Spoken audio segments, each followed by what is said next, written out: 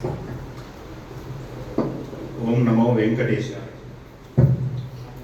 श्रीविष्णुं श्रीमहीयुक्तं शान्तं शेषं खगाधिपं सुदर्शनाद्यायुधानि समूर्तानि नमाम्यहम्। अखिलनिगमवेद्यं वेदवक्त्रं प्रशान्तं निखिलजगदुपास्यं निर्मलं निष्कलङ्कम् अनुपममसुरारेर्वासुदेवस्य तेजो वितरतु तुरगास्यं मङ्गलं श्रीसखम्बहः। ज्ञानानन्दमयं देवं निर्मलस्फटिकाकृतिम् आधारं सर्वविद्यानां हयग्रीवमुपास्महे। योगपट्टसमासीनं जानुन्यस्तगदद्वयं शङ्खचक्रधरं देवं योगानन्दमुपास्महे। अभवाय मनोभवाय ते जलजातोदरसम्भवाय च जगतां प्रभवाय साक्षिणे विघ्नस्ते भगवन्नमो नमः। गुरुवर्याय नमो नमः। దేహము దేవాలయ స్వరూపం. శ్రీవైఖానస భగవత్ శాస్త్రాన్ని అనుసరించి శ్రీ వెంకటేశ్వర స్వామి వారి యొక్క శ్రీచరణ సన్నిధిలో తిరుసుకనూరు తిరుచానూరుగా భాషించేటువంటి స్వామి యొక్క నిత్యానపాయిని వ్యూహలక్ష్మీ స్వరూప స్థితి ఉన్నటువంటి పద్మావతి అమ్మవారి యొక్క సాన్నిధ్యంలో ఈరోజు మనం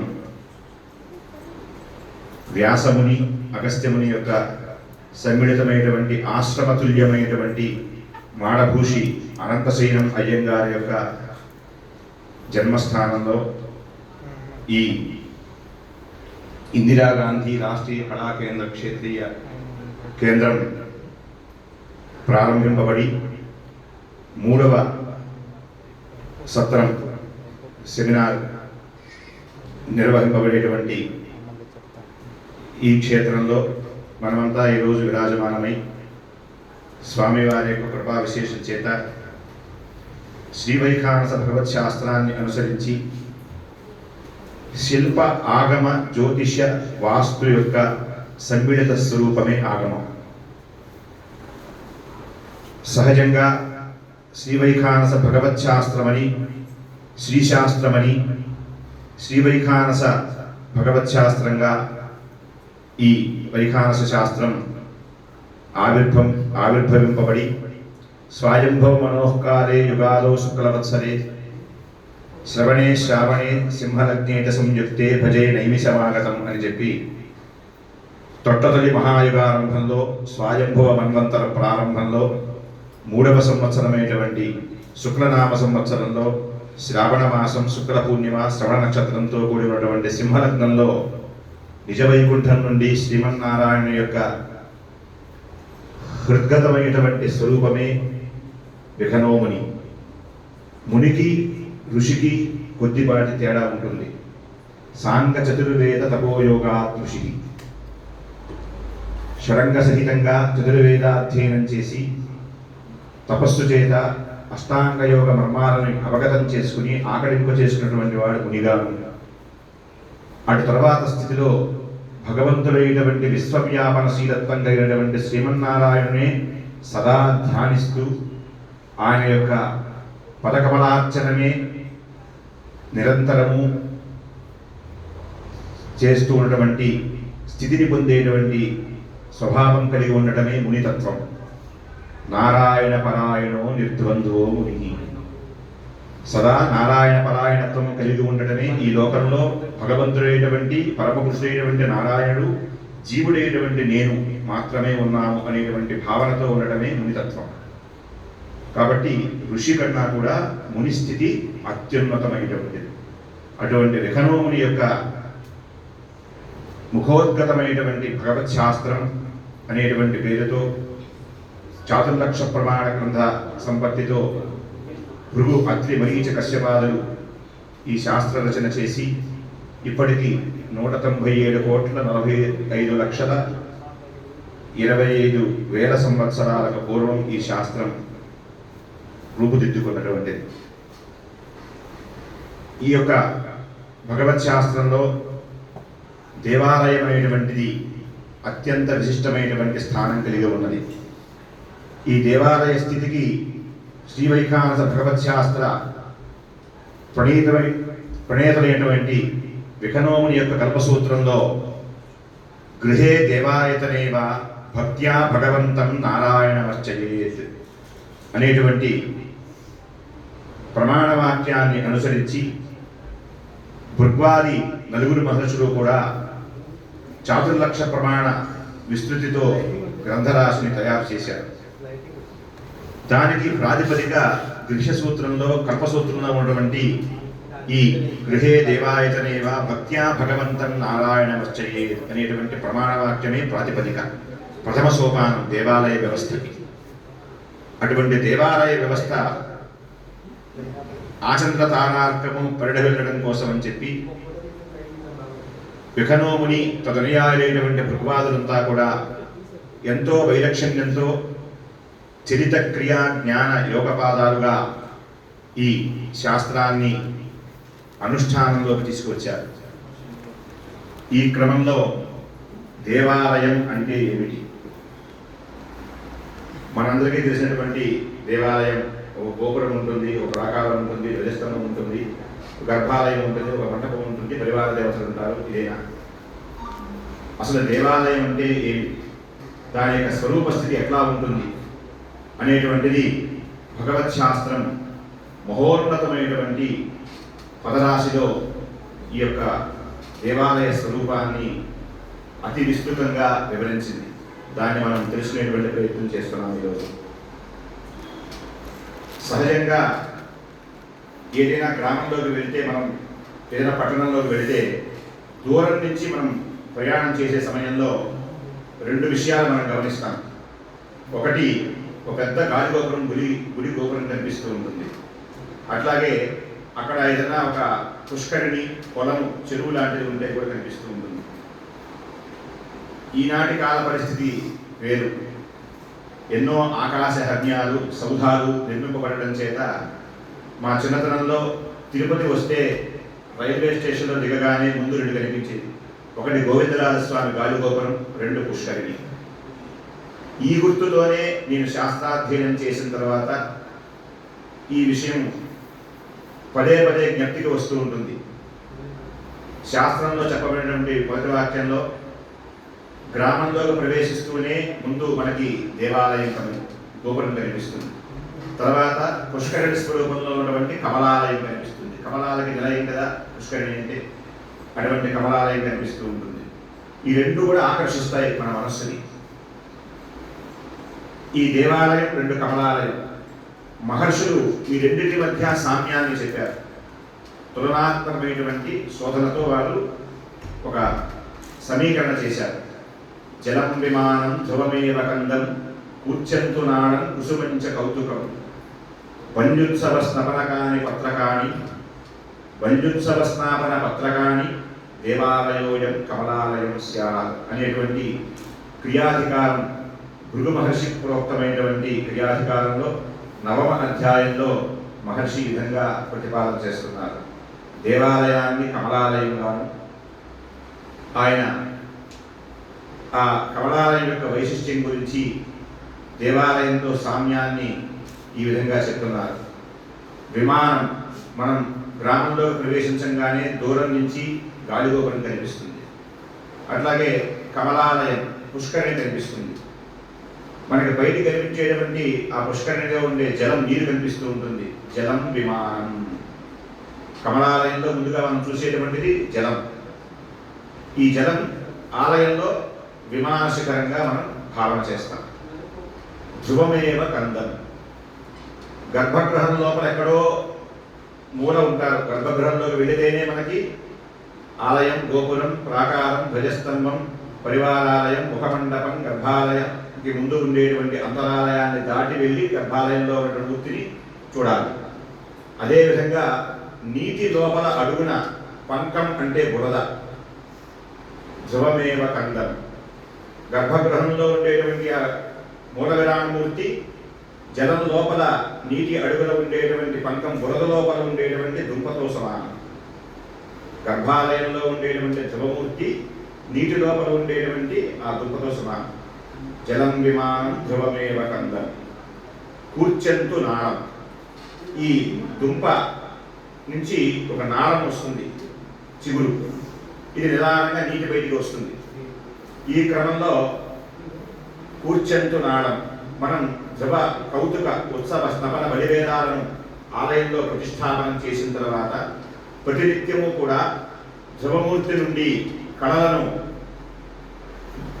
క్రమంగా మనం కౌతుక ఉత్సవ స్తపన బలివేదాల్లో ఆవాహనం చేసిన సందర్భంలో 32 దర్భలతో నిర్మింపబడినటువంటి సంబంధ కూర్చ సంయుక్తమేతక్షరతే క్షరంతు వ్యక్తావ్యక్తం భవతే అన్యమస్మాత్ అనీశ ఆత్మా బధ్యతే భోక్తృభావాత్ జ్ఞాత్వా దేవం ఉచ్యతే సర్వపాపైః అనేటువంటి ఈ సంబంధ కూర్చ యొక్క ప్రక్షేపణ మంత్రంతో మనం సంబంధ కూర్చ యొక్క అగ్రాలు కౌతుకమూర్తి శిరస్సు మీద ఉండే విధంగాను, మూలం ధ్రువమూర్తి యొక్క పాదాల మధ్యలో ఉండే విధంగాను నిత్యం కూడా మనం దాన్ని సమర్పణ చేస్తాం మంత్రభూతంగా.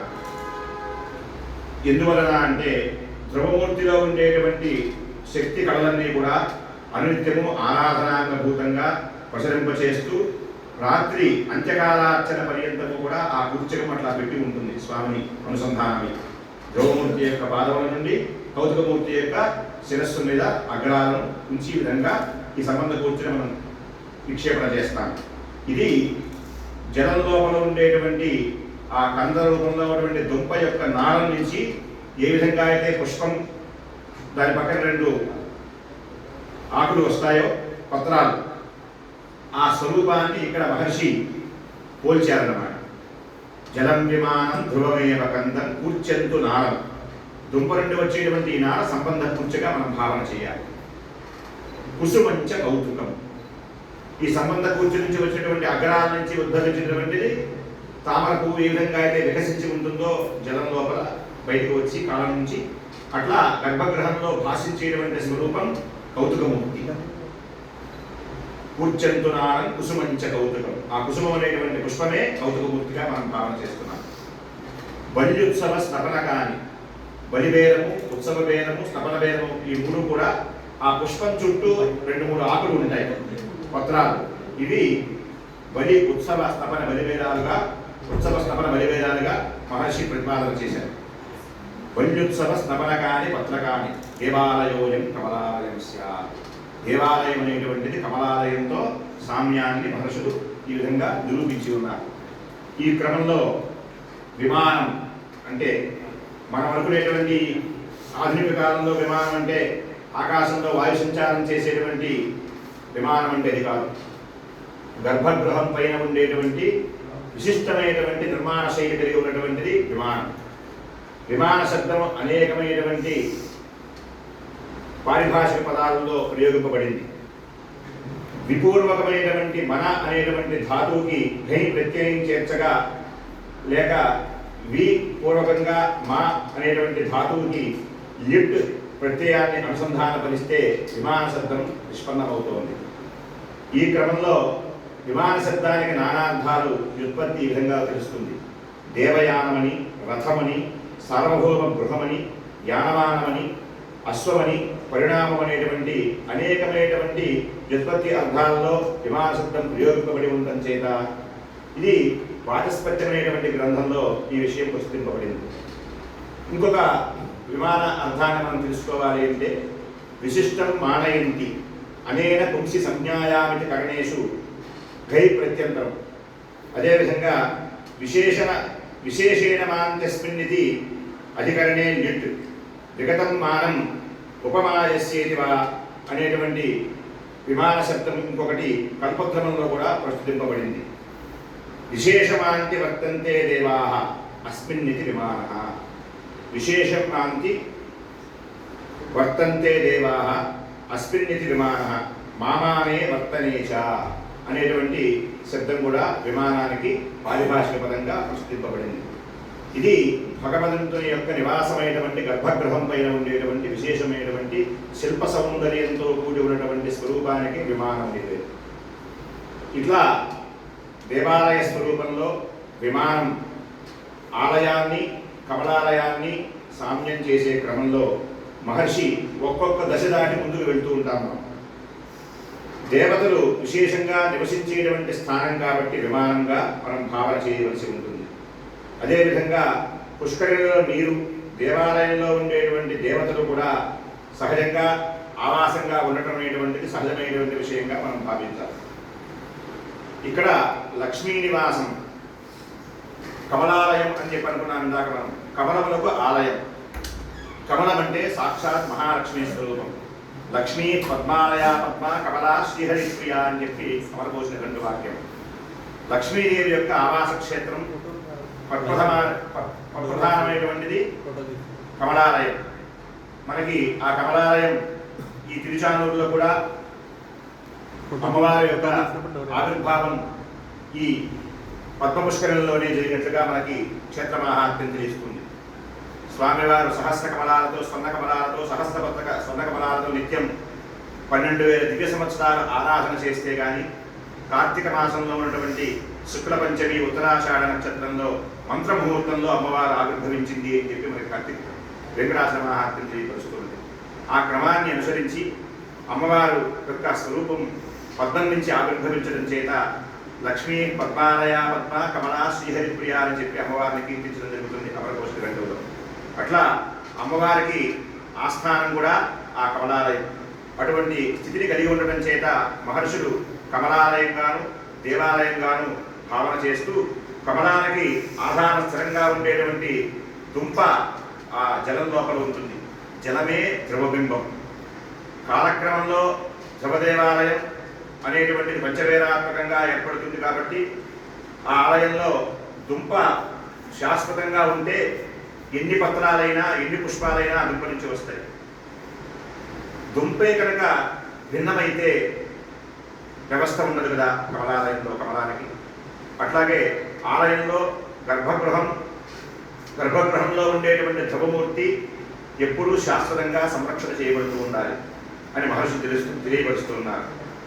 ఈ క్రమంలో దేవాలయ కమలాలయాలను మనం సామ్యం చేసుకుంటూ ప్రాసాదం పురుషం మధ్య పూజే మంత్రవిత్తమహి, ఆలయంలో నిత్యము కూడా ఆరాధన అందుకునేటువంటి మూల విరాట్టుకు ప్రాణశక్తిని కల్పనం చేసేటువంటి శక్తి ఆరాధకుడైనటువంటి భక్తుడైనటువంటి అర్చకుడికే సిద్ధిస్తుంది. ఎంత భక్తిభావంతో భగవంతుని నిత్యము కూడా త్రికాలయంలో ఆరాధన చేస్తాడో అంత విశిష్టమైనటువంటి వైలక్షణ్యంతో ఆ భగవన్మూర్తి శక్తిమత్వాన్ని కలిగి ఉంటుంది. అర్చకుడు చేసేటువంటి ఆరాధనా ఫలమే సకల ప్రాణికోటికి కూడా శాంతి సౌభాగ్యాలను కలిగించడానికి హేతువవుతున్నది. అటువంటి ఆరాధనలో ప్రాసాదం, ఆ భగవంతునికి ప్రాసాదం అనేటువంటి భావన కూడా దేవాలయాలకే అనువర్తనమవుతుంది. ఆ పదం ప్రతిరూపంగా పూజలను కూడా అందుకుంటూ ఉంటాడు పరమాత్మ ఆలయం లోపల ఉంది. ప్రాసాద బాహ్యం, ఆలయం బాహ్యంలో ఉండేటువంటి ఆ భగవంతుని యొక్క భౌతిక రూపానికి విగ్రహం జీవాత్మకు చిహ్నాలు. గర్భగృహంతు దేవస్య శరీరం ఇది స్మృతం ప్రతిమా జీవ ఉచ్యతే అని చెప్పి శిల్పశాస్త్రంలో శిల్పరత్నమైన గ్రంథంలో ప్రస్తుతింపబడింది. దేవాలయమే దేహం, దేహమే దేవాలయం, జీవుడే దేవుడు. కాబట్టి దేహంలోని ఆత్మని సందర్శించేటువంటి విధానానికే దేవాలయంలోని భగవంతుడిని దర్శనం చేయటం అనేటువంటిది సిద్ధాంతంగా ఉంటుంది. దేహో దేవాలయ ప్రోక్తో జీవో దేవస్థనాతన త్యజేదజ్ఞాన నిర్మాల్యం సోహం భావేన పూజయేది శాస్త్రవాక్యం ఉపనిషత్తు చెప్తూ ఉన్నది. ఈ క్రమంలో దేవాలయంలో ధ్రువబేరం యొక్క పాదాల నుండి కూర్చు రూపంలో, సంబంధ కూర్చు రూపంలో కౌతుకమూర్తి యొక్క శిరస్సు మీద 32 దర్భలతో నిర్మింపబడి ఉండేటువంటి సంబంధ కూర్చు ద్వారా నిత్యము కూడా కళలన్నీ కూడా ప్రసరిస్తూ ఉంటాయి స్వామివారి యొక్క ధ్రువబేరం నుండి. దీనికి సంబంధ కూర్చమని పేరు. అదేవిధంగా దేవాలయంలో కౌతుకమూర్తి ధ్రువదేవాలయం పుష్కరిణిలో తుంప రూపంలో ధ్రువమూర్తి ఉంటే గర్భగృహంలో మూల విరాట్టుగా ఉంటారు. పుష్కరిణిలో తుంప నుండి వచ్చేటువంటి కాడ ఏదైతే ఉందో ఆ రూపం సంబంధ కూర్చ, పైన ఉండేటువంటి పుష్పం కౌతుకమూర్తి, దాని పక్కన ఉండేటువంటి 2-3 పత్రాలు స్థపన ఉత్సవ బలివేరాలు. ఇది కమలాలయంగా. మరి దేవాలయంలో గర్భాలయంలో ధ్రువమూర్తి, నిత్యారాధనార్థం కౌతుకమూర్తి, ఉత్సవార్థం ఉత్సవమూర్తి, స్తమనార్థం స్తమనమూర్తి, బల్యర్థం బలివేరమూర్తి భాషిస్తూ ఉంటారు దర్బార్లలో. ఇట్లా పారిభాషిక పదాలు అనేక విధంగా మనకు తెలుస్తూ ఉంటాయి. దేవాలయం యొక్క ఉనికి మనకి దూరం నుంచి ఉండేటువంటి గాలిగోపురం ద్వారా మనం గమనిస్తాం. అట్లాగే కమలాలయం యొక్క ఉనికి దూరం నుంచి మనం చూసేటువంటి నీటి ద్వారా మనకి ఇక్కడ కమలాలయం ఉన్నది తెలుస్తుంది. దేవాలయ కమలాలయ యొక్క సామ్యం, దాని యొక్క అంతరార్థం ఈ విధంగా ఉంటుంది. ఇహ దేవుని యొక్క స్వరూపం ఆలయంగా నిర్దేశించారు మహర్షులు. భగవంతుని యొక్క స్వరూపమే దేహమే దేవాలయం. ఎట్లా? దేహో దేవాలయ ప్రోక్తో జీవో దేవ సనాతన త్యజేత జ్ఞాన నిర్మాల్యం సోహం భావేన పూజయేత్ అని చెప్పి స్కందోపనిషత్తు నిర్దేశిస్తున్నది. ఆ సూక్తిని అనుసరించి వైఖానస భగవత్శాస్త్రంలో భృగు మహర్షి క్రియాధికారంలో 20వ అధ్యాయంలో విధంగా ప్రస్తావిస్తున్నారు. ఆలయం గోపురం చైవ ప్రతిమా పీఠమేవ చ శరీరమేవ దేవస్య స్మృతమేత చతుష్టయం. ఆలయము, గోపురము, భగవంతుని యొక్క గర్భగృహంలో ఉండేటువంటి మూలమూర్తి, అదేవిధంగా బలిపీఠము, ఇవి 4 కూడా భగవంతుని యొక్క శరీరంగా నిర్దేశిస్తున్నది శాస్త్రం అని చెప్తున్నారు భృగు మహర్షి క్రియాధికారంలో. ఎట్లా? దేహము దేవాలయంగాను, దేహంలో ఉండేటువంటి జీవుడే పురాతన పురుషుడైనటువంటి పరబ్రహ్మస్వరూపుడైనటువంటి భగవంతుడిగాను తలంచుచూ దేవదేవుడైనటువంటి శ్రీమన్నారాయణుని పూజారంభంలో మనం నిన్న పూజ చేసేటువంటి పుష్పాలని నిర్మాల్య రూపంలో ఏ విధంగా అయితే మనం త్యజిస్తామో, పాత పుష్పాల రూపంలో ఉండేటువంటి మనలో ఉండేటువంటి అజ్ఞానాన్ని తొలగించుకుని సోహం భావైన అంటే బ్రహ్మనిష్టమైనటువంటి నూతన పుష్పాల చేత తిరిగి స్వామిని మనం నిత్యము కూడా ఆరాధన చేస్తూ బ్రహ్మాత్మైక్యానుభవాన్ని పొందేటువంటి పునరావృత్తి రహితమైనటువంటి శాశ్వత శ్రీవైకుంఠలోక పదప్రాప్తిని పొందాలనేటువంటి కాంక్షతోనే బ్రహ్మవేత్తలు మహత్తరమైనటువంటి ఆశయాన్ని కలిగి ఉండి దేవాలయ వ్యవస్థని రూపకల్పన చేశారని మనం భావించాలి. సోహం భావేన అంటే సహ అహం, ఆ పరమాత్మయే నేను, నేనే పరమాత్మ అనేటువంటి భావన కలిగి భగవంతుడిని నిత్యము కూడా ఆరాధించాలి అని చెప్తున్నారు మహర్షులు. ఈ విషయాన్ని విష్ణు ఆరాధకులు విష్ణువుని అర్చించేటువంటి శ్రీవైష్ణవ భాగవతోత్తములంతా కూడా నా విష్ణువు విష్ణుమర్చయేత్, నా రుద్ర రుద్రమర్చయేత్ అనేటువంటి శాస్త్రవాక్యాన్ని అనుగమించి నిత్యము కూడా శైవ సాంప్రదాయాన్ని అనుసరించేటువంటి వాళ్ళ మహన్యాసం చేయకుండా రుద్రాభిషేకం చేయరు. అదేవిధంగా విష్ణు ఆరాధకులైనటువంటి పరంపరాగతమైనటువంటి వైఖానస శ్రీవైష్ణవులంతా కూడా నిత్యము కూడా న్యాసానుష్ఠానం, భూతశుద్ధి దగ్గర నుంచి పంచభూత సంహారన్యాసం, శోషణ, దాహన, ప్లావన, ప్రాణప్రతిష్ఠ ఇత్యాది అనేకమైనటువంటి బ్రహ్మన్యాస, సుదర్శనన్యాస, ఏకాక్షరన్యాస, అంతర్మాత్రగా, బహిర్మాత్రగా, అచోంతన్యాసం, పంచోపనిషదన్యాసం, ద్వాదశమంజరన్యాసం, అష్టాక్షరన్యాసం, ప్రణవన్యాస సహితంగా ఆత్మసూక్తాన్ని జపించకుండా భగవంతుణ్ణి స్పృశించి ధ్యానించి ఆవాహనం చేసి అర్చించేటువంటి కర్మాధికారం న్యాసకర్మ చేయడం వలనే సిద్ధిస్తోంది. కాబట్టే న్యా విష్ణువు విష్ణుమర్చయే అన్నారు మహర్షులు. అంటే విష్ణువు కానివాడు విష్ణువుని ఆరాధించదారుడు. నారుద్ర రుద్రమర్చయే, రుద్రుడు కానివాడు రుద్రుడిని ఆరాధించదారుడు. ఎట్లా? మహన్యాసం చేస్తేనే రుద్రుడిని అభిషేకించాలి. అట్లాగే విష్ణువుని ఆరాధించాలి అంటే న్యాసకర్మంతా చేస్తేనే విష్ణువుతో తుల్యమై విష్ణువు యొక్క సారూప్యాన్ని పొంది పరమపురుషుడైనటువంటి శ్రీమన్నారాయణని స్పృశించి ఆరాధించేటువంటి కర్మాధికారం న్యాసకర్మ ద్వారా మనకి సిద్ధిస్తోంది. కాబట్టి నా విష్ణువు విష్ణుమర్చయే అని చెప్పారు మనుషులు. అట్లా విష్ణువు యొక్క ఆరాధనని న్యాసానుష్ఠానాంతరం చేసిన తర్వాత అనువర్తించడం, అదేవిధంగా శాస్త్రంలో ఉన్న ప్రకారంగా విష్ణువుని రక్షించేటువంటి వారు తాను ముందుగా విష్ణువుని, శివుణ్ణి ఆరాధన చేసేటువంటి వారు తాను ముందుగా శివస్వరూపాన్ని అనేటువంటి భావన కలిగి తద్రూప ధ్యాన న్యాసార్చనాలన్నీ కూడా పరిపుష్టం చేయాలి అని చెప్పి శాస్త్రం చెప్తూ ఉన్నది. ఆ తరువాత ఈ కారణం చేత దేవాలయ నిర్మాణ క్రమం నుంచి కూడా ప్రతిష్టాంతము, విధి నిషేధాలని నిర్వచించినటువంటి మరీచ్యాది మహర్షులు, శిల్పశాస్త్రకారులు కూడా దేవాలయ నిర్మాణాన్ని తలపెట్టినటువంటి యజమాని యొక్క శరీర కొలతను అనుసరించి దేవాలయ నిర్మాణం చేయాలి అని చెప్పి మహర్షులు నిర్దేశించారు. ఎట్లా అంటే ఒక దేవాలయ నిర్మాణం చేయాలి అంటే యజమాని ఎంత ఎత్తు ప్రమాణంలో ఉన్నాడు దానిని అనుసరించి యజమాని యొక్క విగ్రహ స్వరూపాన్ని తెలుసుకుని యజమాని యొక్క హస్త ప్రమాణాన్ని అనుసరించి దేవాలయ పొడవు వెడల్పు ఎత్తు వారి యొక్క నిర్మాణ క్రమాన్ని విగ్రహాలన్నీ కూడా యజమాని యొక్క హస్తము యొక్క అంగుళ ప్రమాణాన్ని అనుసరించి నిర్దేశించాలి అని చెప్పి శిల్పశాస్త్రం ప్రత్యేకించి మరీచి విమానాక్షరకల్పం నిర్దేశిస్తూ ఉన్నది. విమానాక్షరకల్పం 3వ పట్టణంలో విగ్రహం ధ్రువదేరం యజమాన సమం అని చెప్తున్నారు మహర్షి. విగ్రహం భగవదాలయంలో మనం ప్రతిష్టాపనం చేసేటువంటి ఆచంద్రతారార్థము ఆరాధింపబడేటువంటి విగ్రహం ఆలయ నిర్మాణ క్రమంలో ప్రప్రథమంగా ఏ యజమాని అయితే ఆలయాన్ని నిర్మిస్తున్నారో ఆ యజమాని యొక్క ఎత్తుని అనుసరించి విగ్రహ ప్రమాణాన్ని నిర్దేశించాలి అని చెప్పి మరీచి మహర్షి విమానాక్షరకల్పం 3వ పట్టణంలో ఆదేశిస్తున్నారు.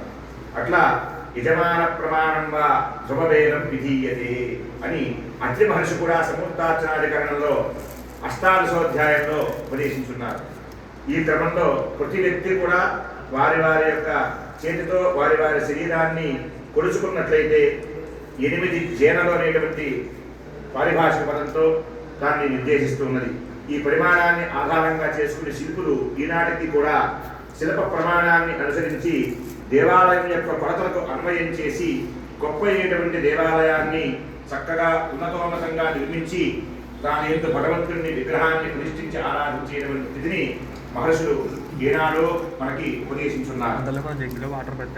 ఇక్కడ విశేషించి స్వామి యొక్క అనుగ్రహ విశేషం చేత ఈ దేవాలయ నిర్మాణ క్రమంలో నిలబడి ఉన్నటువంటి స్వరూప స్థితి అట్లా అదేవిధంగా పడుకుని ఉండేటువంటి స్వరూప స్థితి కూడా భగవద్ ఆలయంలో మనం ఆయా స్థానాలలో దేహంలో ఏ ఏ అంగాలు ఏ ఏ ప్రదేశంలో ఉంటాయో దేవాలయంలో కూడా ఆయా స్వరూపాలన్నీ కూడా దేవాలయ నిర్మాణ శైలిని అనుగమించి దేహాన్ని అనుసరించి దేవాలయ నిర్మాణ శైలి కూడా నిర్దేశింపబడింది మహర్షుల చేత. ఇక ఉపపీఠం చరణాకారం అధిష్టానం జానుమండలం కుంభపంజర సంస్థానం నాభించ ఉదర సమం పాదవర్గం కళాకారం ప్రస్తరం బాహుమూలకం తత్కంఠం గళం ఇత్యుక్తం శిఖరం ముఖమేవ చ ఉష్ణీశాంతం శిఖాచీవ మహానాసీ చ నాసికా నేత్రానాం క్షుద్రన్యాస్యం చ విశ్వరూపమితి స్మృతం అని చెప్పి విశ్వకర్మీయ వాస్తుశాస్త్రంలో దేహం యొక్క స్వరూపాన్ని అనుసరించి దేవాలయం ఏ విధంగా నిర్మింపబడుతోంది అని నిర్దేశిస్తున్నారు. ఈ దేవాలయం నిలబడినటువంటి దేవుడిగా ఆలయ నిర్మాణాన్ని చేస్తారు. ఏ విధంగా అంటే నిలబడి ఉన్నప్పుడు పాదాలు మనవి నేలని తాకి ఉంటాయి. పాదం పైన ఉండేటువంటి చీలమండనేటువంటి స్వరూపానికి పైభాగంలో మరలా ఒక పల్లపు ప్రదేశం, ఆ తరువాత మోకాల మీదుగా పృష్ఠభాగం వరకు కూడా ఎత్తు పల్లాలు లేక క్రమ ప్రదేశంగా పృష్ఠభాగం పై వరకు మొర ప్రాంతం వరకు కూడా మొరత్రాలు ఉండేటువంటి స్థానం వరకు ఈ భాగాలన్నీ కూడా దేవాలయ విషయంలో నేలపై ఆడి ఉండేటువంటి పాదపీఠం షడ్వర్గయుతంగా ఉంటుంది. ఆలయ విమానం అధిష్టానం పాదం ప్రస్థలం గ్రీవ శిఖరం స్తూపి విమానం శిఖరం స్తూపి ఈ విధంగా ఆలయ నిర్మాణంలో షడ్వర్గయుతంగా ఉండేటువంటి ఈ క్రమాన్ని అనుసరించి శరీరంలో పాదం దగ్గర నుంచి మొన ప్రాంతం వరకు ఉండేటువంటి దేహస్వరూపం మనకి కపోత బంధాంతం. ఆలయ నిర్మాణంలో పక్షులు ఉండేటువంటి ప్రదేశంగా చుట్టూ మనకి చిలుకల గూళ్ళు కనిపిస్తాయి. ఆలయ విమాన నిర్మాణంలో ఆ ప్రదేశం వరకు కూడా భగవంతుని శరీరంలో మొన ప్రాంతం నడుము ప్రాంతం వరకు కటిస్థానం వరకు అని నిర్దేశింపబడుతుంది. అట్లా ఆ పదవాత ఉండేటువంటి స్థితిలో స్తంభపంక్తి ఉంటుంది. దేవాలయానికి నిర్ణయించినటువంటి కొలతలు సమచతుర గణిత రూపంలో ఉంటాయి. ఆ పైన ఉండేటువంటి మొరగూలు ప్రదేశంలో మొరత్రాడు ఏ విధంగా అయితే ఉంటుందో ఆ మొరత్రాడికి చిరుగంటలు అదేవిధంగా గజ్జలు మొగలు ఉండే విధంగా చుట్టూ కపోత బంధం అనేటువంటివి పారిభాషిక పదంతో పక్షులు గూడు ఏర్పాటు చేసినటువంటి స్వరూపం కలిగి ఉంటుంది ఆలయ విమానం చుట్టూ. దానికి కపోతబంధంగా నిర్దేశించారు మహర్షులు. ఆ తర్వాత అర్ధశరీర స్వరూపం దేవాలయంతో అన్వయమైంది. ఇప్పటికీ విశేషించి శిల్పశాస్త్ర నామాలలో ఈ పాదం అధిష్టానం దగ్గర నుంచి 8 విధాలుగా అధిష్టానాలు ఉంటాయని చెప్పని అత్రి మహర్షి, అదేవిధంగా మరీచి మహర్షి విమానార్థకల్పంలో యుద్ధోపటంలో నిర్దేశించారు. అధిష్టానం పాదబంధం, పద్మబంధం, పుష్పబంధం, శ్రీప్రియాంబుజం, ప్రతిబంధం, ప్రతిక్రమ, కపోతబంధం, శ్రీబంధమిది అష్టావధిష్టానాన్ని ఆచక్షతే. అధిష్టాన భేదాలు 8 రకాలుగా ఉంటాయని చెప్పి మరీచి మహర్షి నిర్దేశించారు. ఆ క్రమంలో కర్ణకూటం శరీరంలో పాదం దగ్గర నుంచి మొదలాడు పర్యంతం కటిస్థానం వరకు మనకి అధిష్టానం ఆలయ నిర్మాణం కింది నుంచి కూడా కపోతబంధాంతం వరకు మనం తెలుసుకున్నాం. ఆ పైన ఉండేటువంటి విమానం యొక్క నిర్మాణ శైలిలో శరీరం ఎట్లా అన్వయమవుతుందో మహర్షి నిర్దేశిస్తున్నారు. కర్ణకూటం ప్రస్థలం అనేటువంటి పేరుతో శరీరంలో కటి ప్రదేశం దగ్గర నుంచి ప్రారంభమవుతుంది. భుజాల వరకు ఉండేటువంటి ప్రదేశానికి స్తంభపంక్తిగా, ఆ పైన ఉండేటువంటి గ్రీవా కంఠాన్ని, విమాన శిఖరానికి ఉండేటువంటి స్వరూపాన్ని గ్రీవా అనేటువంటి పేరుతో, అదేవిధంగా శరీరం నందు కంఠం స్థానంగా ఉండేటువంటి ఆ గ్రీవం పైన ఉండేటువంటి విమానాన్ని శిరస్సుగాను, దానికి ఎదురుగా ఉండేటువంటి స్థానానికి నాసిక అనేటువంటి పేరుతో, మహానాసి అనేటువంటి పేరుతో నిర్దేశింపబడి ఉంటుంది. ఆ మహానాసి అనేటువంటిది మనకి స్వరూపాన్ని చూడాల్సి వస్తే అధిష్టానం నిర్మాణం దగ్గర నుంచి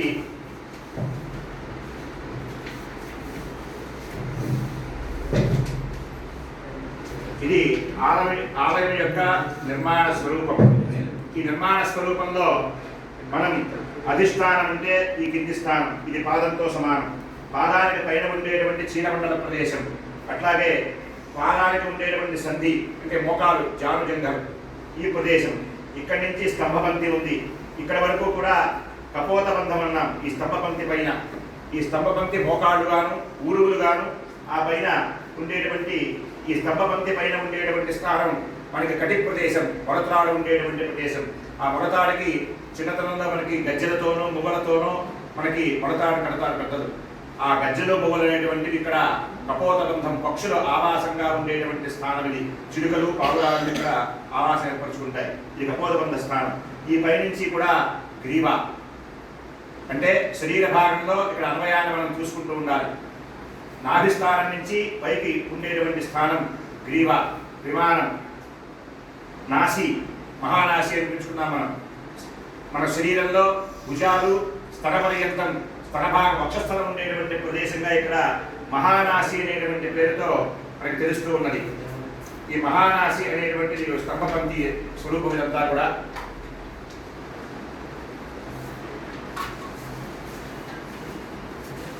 ఇది గ్రీవ స్వరూపం. గ్రీవ అంటే కంఠం, కంఠస్వరూపం ఇదంతా కూడా. అదేవిధంగా నాసిక అనేటువంటి స్వరూపం. ఇది విమాన శిఖరానికి కింది స్థానంలో ఉంటుంది. ఇది నాసిక అనేటువంటి పేరుతో. ఆ తరువాత శిఖరం, శిఖరం శిర ఇత్యాహు. భగవంతుని యొక్క శిరస్సే శిఖరంగాను, శిఖరం లోపల ఉండేటువంటి స్తూపి మనకి శిరోపదేశంగాను దేవాలయ నిర్మాణ స్వరూపంలో మనం తెలుసుకుంటూ ఉన్నాం. ఈ క్రమంలో మనం భగవంతుని యొక్క శరీర స్వరూపంలో దేహమే దేవాలయంగా విరాజుతున్నటువంటి ఆ భగవంతుని యొక్క దివ్య మూర్తి యొక్క స్వరూపంలో శిఖరం శిర ఇత్యాహు. భగవంతుని యొక్క శిరస్సే శిఖరంగాను, గర్భగృహం మనకి శిరోప్రదేశంగాను, గర్భాలయం తర్వాత ఉండేటువంటి మెడభాగం ఏదైతే ఉందో ఇది అంతరాలయంగాను, మెడభాగం తర్వాత విశాలమైనటువంటి వక్షస్థలం ఉంటుంది నాభిస్థానం వరకు. దీనికి షోడశ స్తంభ ప్రతిష్ఠితం, శ్రీ ప్రతిష్ఠితం అనేటువంటి మండపం 16 స్తంభాలతో ఉంటే దానికి మహర్షులు శ్రీ ప్రతిష్ఠితం అనేటువంటి నామంతో వ్యవహరించారు. తిరుమల దేవాలయంలో మహామణి మంటపం 16 స్తంభాలతో, షోడశ స్తంభాలతో విరాజమానమై ఉంటుంది. దానికి శ్రీ ప్రతిష్ఠితం అని పేరు.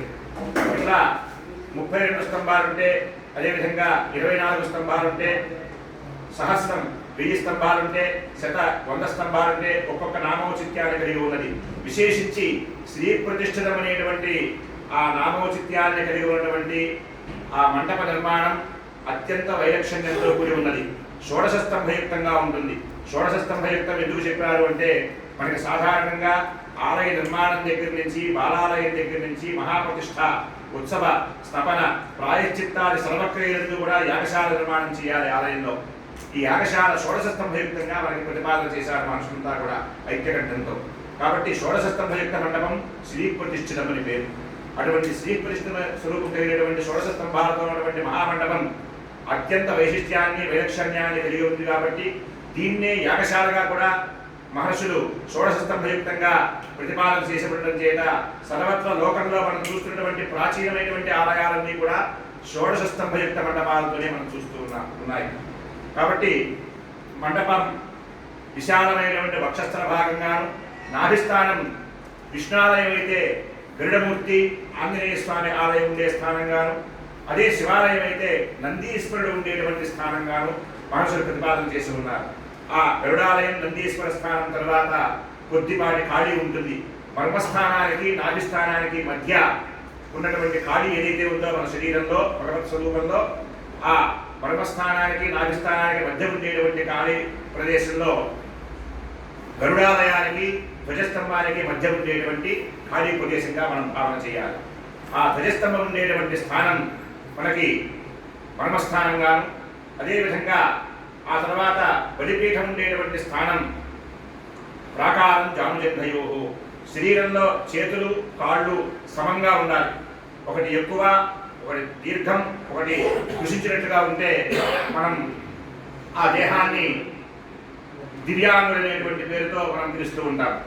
అట్లా ఉండకుండా సమచతురస్రంగా ఉండే విధంగా శరీరంలో ఉండేటువంటి చేతులు కాళ్ళు కూడా ప్రాకారం జానుజగ్నయో అనేటువంటి ప్రమాణవాక్యాన్ని అనుగమించి ప్రాకారం చేతులు కాళ్ళు సమానంగా ఏ విధంగా అయితే ఉంటాయో అట్లా ఉండాలని, ఆ పాదాలకు ఉండేటువంటి పాదస్థానం గోపురంగా మహర్షులు ప్రతిపాదన చేసి ఉండటం చేత పాదానికి ఉండేటువంటి 5 అంగుళి వేళ్ళు 5 శిఖరాలుగాను, గోపురం పెద్దదైతే 11-10 శిఖరాలుగాను, ఇట్లా కొన్ని ఆలయాల్లో 3 శిఖరాలతోనూ 5 శిఖరాలతోనూ 9 శిఖరాలతోనూ 11 శిఖరాలతోనూ కూడా మనం లోకంలో గాలిగోపురం పైన ఉండేటువంటి శిఖరాలను మనం గమనిస్తూ దర్శిస్తూ ఉన్నాం.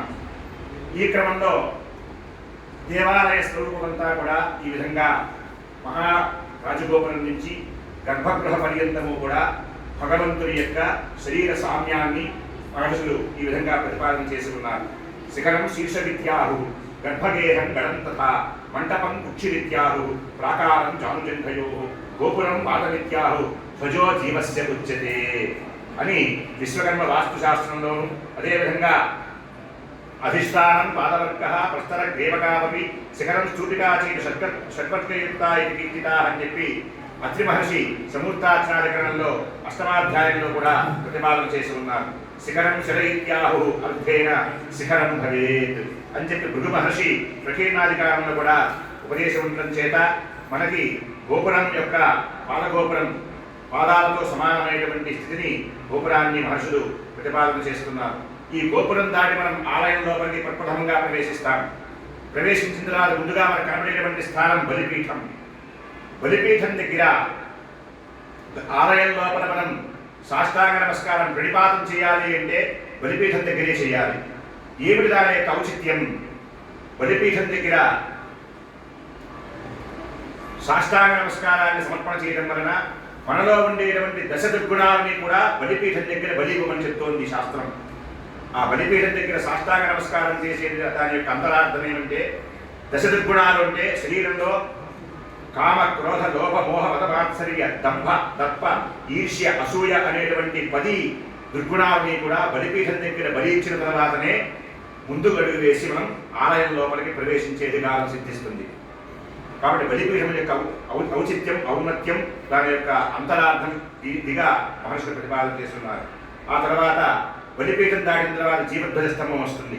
దీనికి శాస్త్రంలో ఎంతో మర్మమైనటువంటి రహస్యార్థాన్ని మహర్షులు దీనిలో ప్రతిపాదన చేశారు. మనం ఇంతకుముందు చెప్పుకున్నాం, జీవుడు దేహస్వరూపమే దేవాలయం అని. యవ్వనంలో ఉన్నటువంటి పురుషుడు వెళ్ళకిలా పడుకుని ఉంటే ఆ క్రమంలో మర్మస్థానం నందు ఉండేటువంటి లింగోత్థాపనం కనుక అయిన క్రమంలో మనం దీనికి ఆ మర్మస్థానానికి మహర్షులు ప్రతిపాదన చేసినటువంటి నామం ప్రజాపతి, పినిస్, పిఈఎంఐఎస్, పినిస్గా వాళ్ళు అభివర్ణించారు. ఆరోగ్యవంతులైనటువంటి పురుషుడు యవనంలో ఉన్నటువంటి వారై వెళ్ళకిలా పరుడినప్పుడు లింగోత్థాపనం, ఎరెక్షన్, ERECTION కలిగినప్పుడు నాసికతో సమానమైనటువంటి ఎత్తుతో ఉంటుంది కాబట్టి దీనికి ధ్వజమని, దీనికి శిఖరానికి సమానంగా ఉండే విధంగా మనకి శిల్పశాస్త్రంలో తెలుగు శ్లోకాల రూపంలో శిఖరము దాటిన దండము కత్తింట కీర్తిని సుఖమును చెందున్ అని ప్రథమ వాక్యం. శిల్పంలో ఉండేటువంటి పారిభాషిక పదాలతో పెద్దలు తెలుగులో రచించినటువంటి శ్లోకం. శిఖరము దాటిన దండము కత్తింట కీర్తిని సుఖమును చెందున్ అంటే గర్భగృహం మీద ఉండేటువంటి శిఖరాన్ని మించి ధ్వజస్తంభం కనుక ఉన్నట్లయితే అది అత్యుత్తమమైనటువంటి ప్రమాణం చెప్తోంది శాస్త్రం.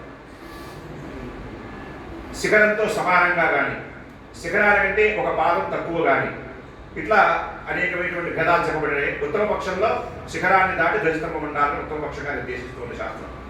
ఈ క్రమంలో ధ్వజం శిఖరానికి సమానంగా కానీ, శిఖరాన్ని అంటే కూడా ఉన్నతంగా కానీ ఉండవచ్చని చెప్తుంది. ఈ స్థానాన్ని ధ్వజస్తంభంగా భావించడం చేత కొందరికి ఈ భావన ఏక్య భావంగా కలగవచ్చు. మహర్షుల యొక్క ప్రతిపాదన ఎప్పుడు కూడా తప్పు ఉండదు. సర్వకాల సర్వావస్థల యందు మహర్షులు త్రికాల వేదిత్వం ఉన్నటువంటి వారు.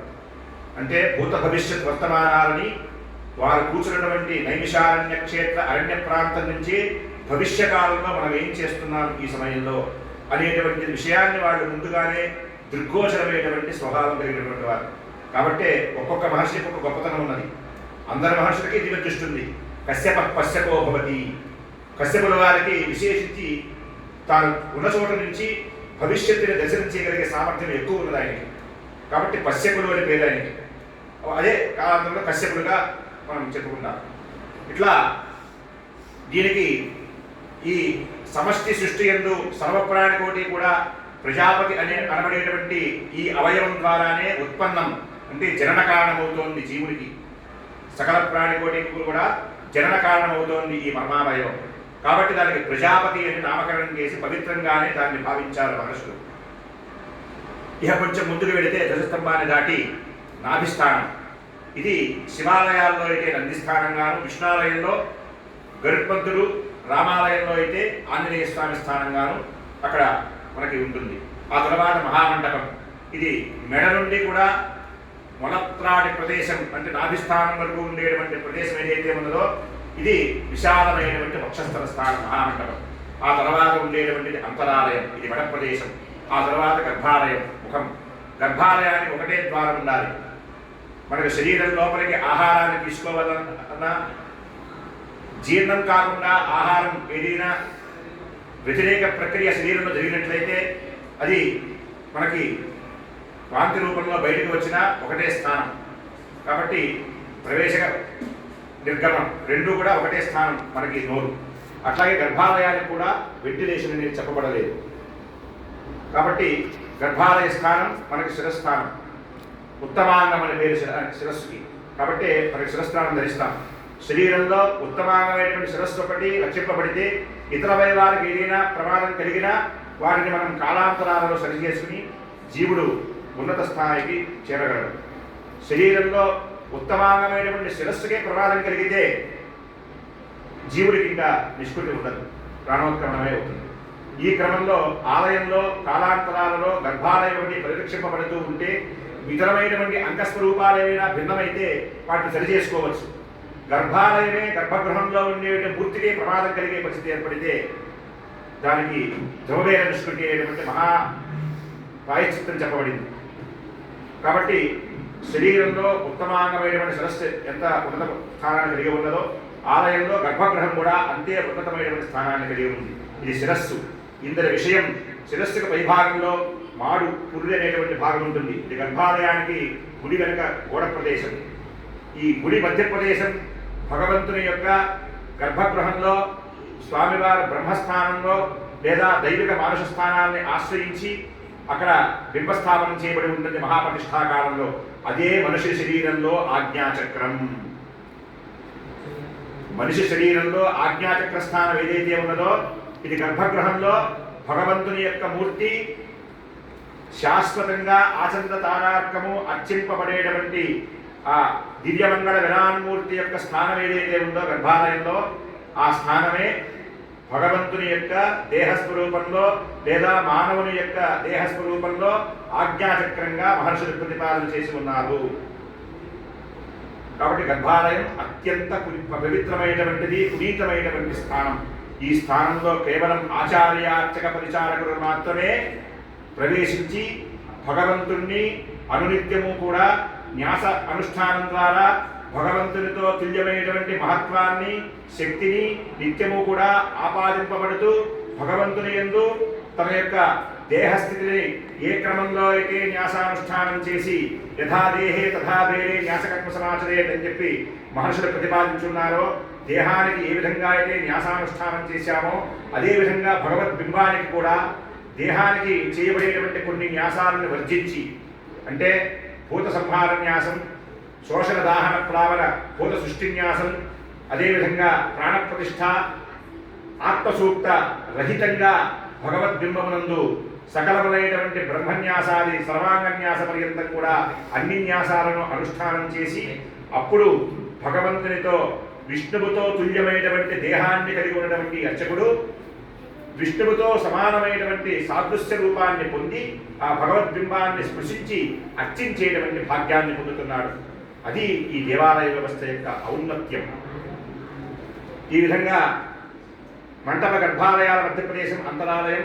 గర్భాలయంలో 4వ వంతు 3 వంతులు మాత్రమే మనకు శరీరంలో ఉండేటువంటి స్వరూపంగాను అదే మెడభాగంగా తెలుస్తోంది. అదేవిధంగా ముఖభాగం కంటే చిన్నగా ఉండేటువంటిది మనకి మెడభాగం. కాబట్టి గర్భాలయంలో సగం కానీ గర్భాలయంతో 3/4వ వంతుగా కానీ అంతరాలయం నిర్మింపబడుతుంది. కానీ ఎక్కడా కూడా గర్భాలయాన్ని మించి మెడభాగం అంతరాలయం ఉండదు. అది శివాలయమైనా కృష్ణాలయమైనా సరే గర్భాలయం ఎంత ఉన్నదో దాంతో సమానంగా కానీ దానికంటే తక్కువ కానీ ఉండాలి తప్ప గర్భాలయాన్ని మించి ఎక్కడా కూడా మనకి అంతరాలయం కనిపించదు. ఈ విధంగా ఎటువంటి వ్యక్తికైనా కూడా ముఖం కేశాంతం నుంచి గడ్డం పర్యంతం వరకు ఉండేటువంటి పరిమాణం కంటే కూడా రెట్టింపు భుజాల మధ్య ఉండేటువంటి కొలత ఉంటుంది. అందువలన గర్భాలయం కంటే అంతరాలయ మండపం తక్కువగా ఉండి అదేవిధంగా ముఖమండపం విశాలంగా ఉంటుంది.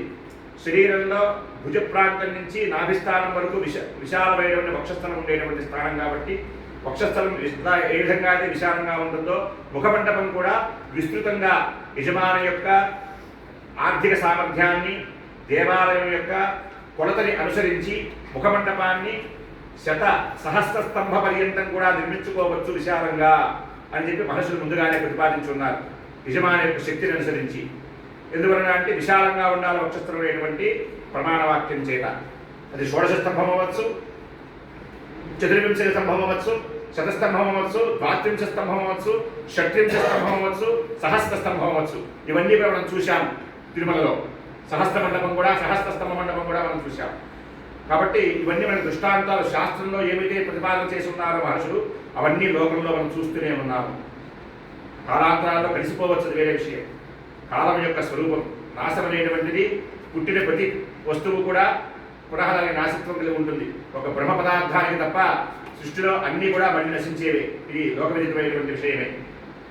కాబట్టి శరీరం దేవాలయమైనటువంటి యొక్క భావన అత్యంత రహస్యార్థాన్ని కలిగి ఉన్నటువంటి స్వరూపం స్థితి ఎదిగినటువంటి మానవుడు దేవాలయంలో ఏ విధంగా భగవదారాధన చేయాలో అదేవిధంగా మన శరీరంలో ఉండేటువంటి పరమాత్మను సహస్రాల చక్రమునందు ప్రతిష్ఠించి నిత్యము కూడా అనుష్ఠాన శక్తితో సేవిస్తూ సమాధినిష్టని పొంది ఒకనాటికి శరీరం పడిపోయేటువంటి కాలానికి మోక్ష మార్గాన్ని పొందాలి. ఏ విధంగా అయితే భీష్మాచార్యుడు స్వయంగా తనకి తాను నిర్దేశించుకుని మరణ సమయాన్ని ఆయన ప్రసన్నం చేసుకున్నారో తన తండ్రి యొక్క వరప్రభావం చేత శ్రీమన్నారాయణుని నిరవధికంగా నిరంతరాయంగా అనునిత్యము యావజ్జీవము కూడా క్రమంగా ఆరాధన చేసేటువంటి ప్రతి ప్రాణికి కూడా ప్రతి జీవుడికి కూడా అంత్యకాలంలో మోక్షం సిద్ధిస్తుంది అని చెప్పి భగవంతుని యొక్క హృద్గతమైనటువంటి స్వరూపస్థితి కలిగినటువంటి విఘ్నోముని యొక్క భగవత్ శాస్త్రం ఈ విధంగా ప్రతిపాదన చేస్తున్నది. భగవద్ ఆరాధన ఏమో మోక్షోపాయత్వం, భగవంతుణ్ణి ఆరాధించడమే మోక్షానికి హేతువు, తప్ప ఇంకొకటి కాదు. భగవద్ ఆరాధనస్యైవ ఏకోపాయత్వం, అర్చనం సర్వార్థ సాధనం స్యాత్. భగవద్ అర్చనమే, ఈ విధంగా ప్రతిష్ఠింపబడినటువంటి ఆలయంలో ఉన్నటువంటి భగవంతుడిని సదా సేవించడమే మోక్షానికి హేతువు. మరి ఐహికమైనటువంటి భోగాల సంగతి ఏమిటండి అంటే శ్రీమన్నారాయణని ఆరాధించడం అనేటువంటిది ఇహలోకే చిరమనుభూయ. భగవంతుని నిత్యం కూడా సేవించడం వలన ఇహలోకంలో భగవంతుడు ఏ విధమైనటువంటి ఆయుర్దాయాన్ని ప్రసాదించుకున్నాడో అంత ఆయుర్దాయం కూడా ఇహలోకే చిరమనుభూయ. శ్రీ పుత్రదార యశస్సంపదశ్చేత్ ఇహలోకే చిరమనుభూయ. భార్యాపుత్రాదులతో ఆరామక్షేత్రాలు సకలమైనటువంటి భూసంపదలతో విరాజిల్లుతూ యావజ్జీవం కూడా భోగభాగ్యాలను అనుభవించి దేహావసానే సద్య శంఖచక్ర దేహావసానం ప్రాణోత్క్రమణ అవుతున్నది ముందే తెలుస్తుంది జీవుడికి. శ్రీమన్నారాయణ ఆరాధన చేసిన ఫలం వలన యావజ్జీవము కూడా శ్రీమన్నారాయణ ఆరాధన చేసినటువంటి పుణ్యఫలం వలన ప్రాణం ఉత్క్రమణ అవుతున్నది అని ముందుగానే తెలుస్తుంది. ఆ ప్రాణోత్క్రమణ విధానం అంతా కూడా వైఖానస భగవత్ శాస్త్రంలో కల్పసూత్రంలో మహర్షి ప్రతిపాదించున్నారు. ఆ క్రమాన్ని అనుసరించి ప్రాణోత్క్రమణ కాలంలో దేహావసానే సద్య శంఖచక్రధర శ్యామలాంగ చతుర్భుజో భూత్వా గగనే గరుడారూఢ రవిమండలం భిత్వా తస్యోపరి చంద్రమండలం ధ్యాయన్ గతిమార్గేణ సర్వాన్ లోకాన్ అతీత్య సత్యస్థం సత్యలోకే అనాది జగద్బీజం అశేష విశేషం నిత్యానందం అమృత రసపానవత్ సర్వదా తృప్తికరం పునరావృత్తిరహితం. తిరిగి మళ్ళీ ప్రాణిగా పుట్టవలసినటువంటి అవసరం లేదని చెప్తున్నాడు భగవదారాధన వలన.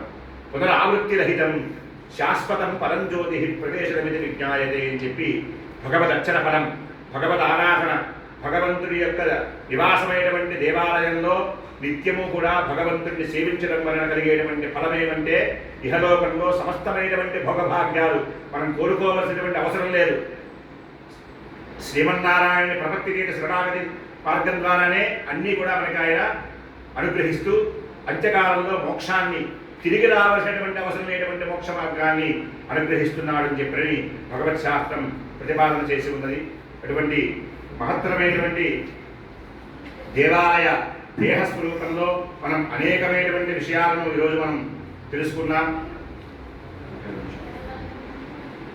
ఈ క్రమంలో దేవాలయం దేహమే దేవాలయం అనేటువంటి వైభవాన్ని మనం తెలుసుకునే క్రమంలో ఇంకా దేవాలయంలో ఏ రకమైనటువంటి స్థితి మనం అనుభవైక వేద్యం అవుతుంది.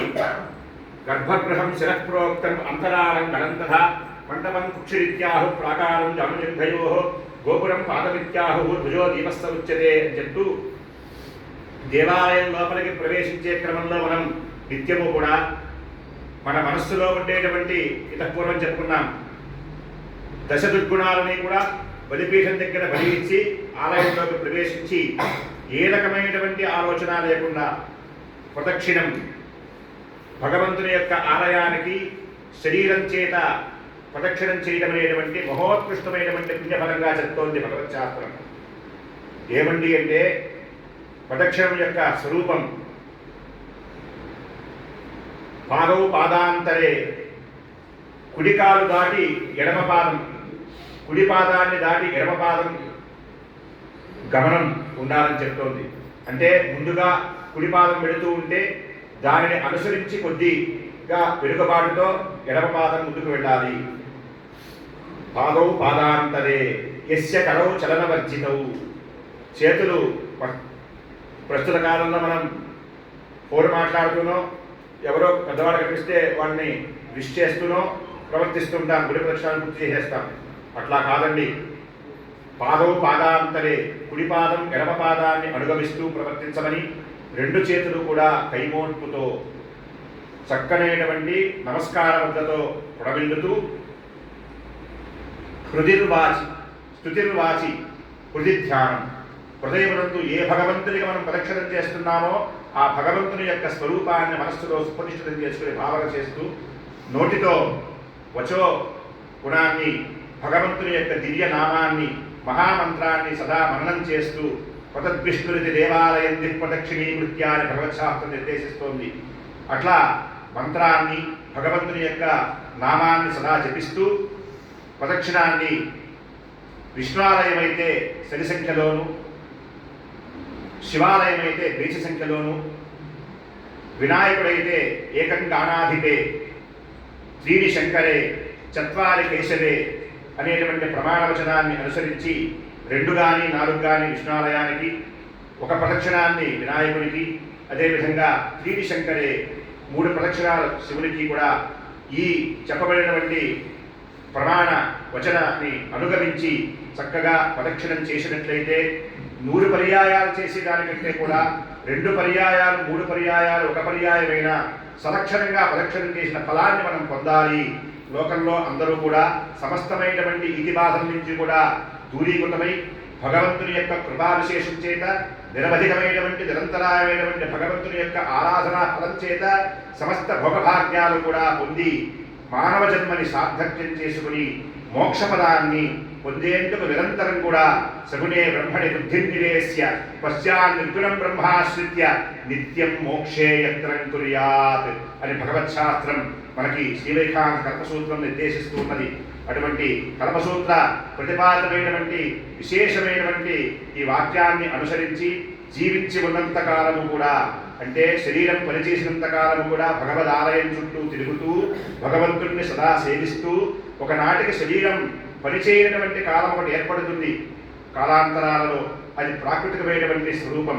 అటువంటి స్థితి కలిగినప్పుడు మనం ఎక్కడున్నామో అక్కడనే చిన్ననాటి నుండి భగవంతుడిని ఏ విధంగా సేవించేవారమో అట్లా భగవంతుని యొక్క ఆలయాన్ని, భగవంతుని యొక్క గుణ వైభవ స్వరూపాన్ని సదా మననం చేస్తూ మనస్సులోనే భగవంతుని సదా మనస్సు ద్వారానే సేవిస్తూ అంత్యంలో మోక్ష ప్రాప్తిని పొందేందుకు ఈ భగవద్ ఆలయం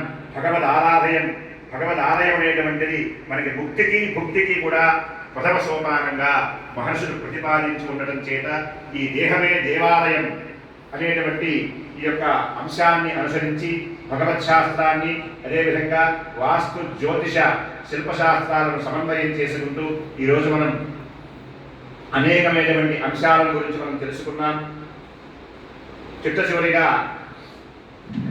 ఆలయంలో మనం నిత్యము కూడా ఉపాసించేటువంటి మహామంత్రాలైతే ఏమి, అదేవిధంగా శ్లోకాలైతే ఏమి, పారాయణలైతే ఏమి, నిరంతరము కూడా భగవదాలయంలో చతుర్వేద పారాయణం జరుగుతూ ఉంటుంది. ఇది సాక్షాత్తుగా భగవంతునికి ఉచ్ఛ్వాస నిశ్వాస స్థితి. భగవంతుని యొక్క ఉచ్ఛ్వాస నిశ్వాస స్థితి ఎట్లా అంటే వేద పారాయణం అనునిత్యము కూడా స్వామికి 6 కాలాలలోనూ ప్రత్యూష కాలం, సుప్రభాత కాలం నుంచి ఏకాంత సేవా పర్యంతం ఉండేటువంటి రాత్రికాలార్చన వరకు కూడా నిరంతరాయంగా నిరవధికంగా వేదపారాయణం చేయాలి అని చెప్పి శాస్త్రం నిర్దేశించింది. దాని యొక్క అంతరార్థం ఆలయంలో ధ్వనించేటువంటి ఘంటానాదం ఏదైతే ఉన్నదో ఆ ఘంటానాద సమతుల్యమైనటువంటిది వేదపారాయణం అనేటువంటిది. దేవోహ ప్రత్యుపచారంతు ఘంటాం వినాదయేత్. భగవంతునికి ఏ ఉపచారం చేస్తున్నా కానీ ఘంటానాదంతో చేస్తూనే ఉపచార సమర్పణం చేయమని చెప్తోంది. ప్రాచీనమైనటువంటి ఆలయాల్లో కానీ ఇప్పటి ఆలయాల్లో కానీ వైభవం, విత్త వైభవం వ్యవస్థ గొప్పగా ఉన్నటువంటి స్థానాల్లో అనేక మంది అర్చకుల పరిచారక వ్యవస్థ ఉంటుంది. సాధారణమైనటువంటి గ్రామాల్లో ఒకే అర్చకుడు ఉండొచ్చు. అయినప్పటికీ కూడా భగవద్ ఆరాధన చేస్తూనే 2వ చేతితో ఘంటానాదం చేస్తూ భగవంతుడికి కైంకర్యం చేసేటువంటి స్థితి మనం ఇప్పటికీ చూస్తూనే ఉన్నాం గ్రామాల్లో. ఈ ఘంటానాదం అనేటువంటిది సాక్షాత్తుగా ప్రత్యూష కాలం నుంచి రాత్రి ఏకాంత సేవ పర్యంతము కూడా చతుర్వేద పారాయణం చేసిన ఫలం ఏదైతే ఉన్నదో అది ఘంటానాదంగా చెప్పబడుతూ ఉన్నది. ఆ తర్వాత శ్రోత్రేంద్రియాన్ని నిగ్రహించి ఆంతర్యంలో ఆధ్యాత్మికమైనటువంటి వాతావరణాన్ని ఈ ఘంటానాదము, వేదనాదము కూడా జీవులకు కలిగిస్తున్నది.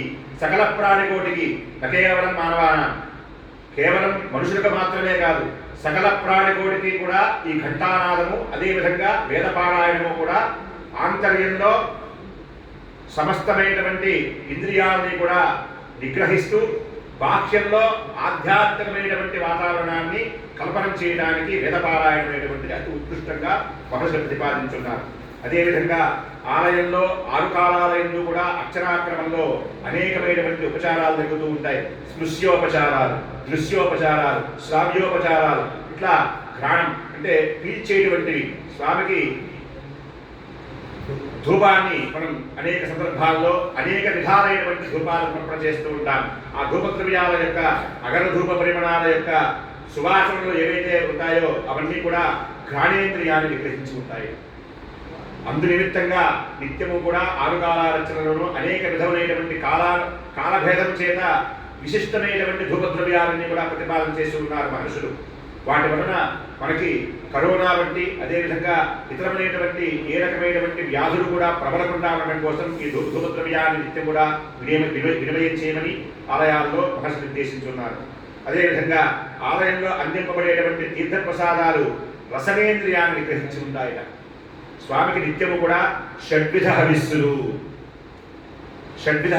అంటే కృషరాన్నం, నువ్వులతో చేయబడినటువంటివి సిద్ధాన్నం, అట్లాగే శుద్ధాన్నం తెల్లనైనటువంటి హవిస్సు, అదేవిధంగా క్షీరాన్నం, అదేవిధంగా ఉద్గాన్నం, అదేవిధంగా గుడాన్నం, అదేవిధంగా చిత్రాన్నం, 6 విధములైనటువంటి హవిస్సులు. యవాన్నం, యవలతో అంటే గోధుమ నూకతో చేసేటువంటి శిరా, ఇటువంటి ప్రసాద విశేషాలు ఇవన్నీ కూడా 6 విధములైనటువంటి హవిస్సుల్ని స్వామికి నివేదించడం చేత రసేంద్రియం అనేటువంటిది నిగ్రహింపబడి ఉంటుంది.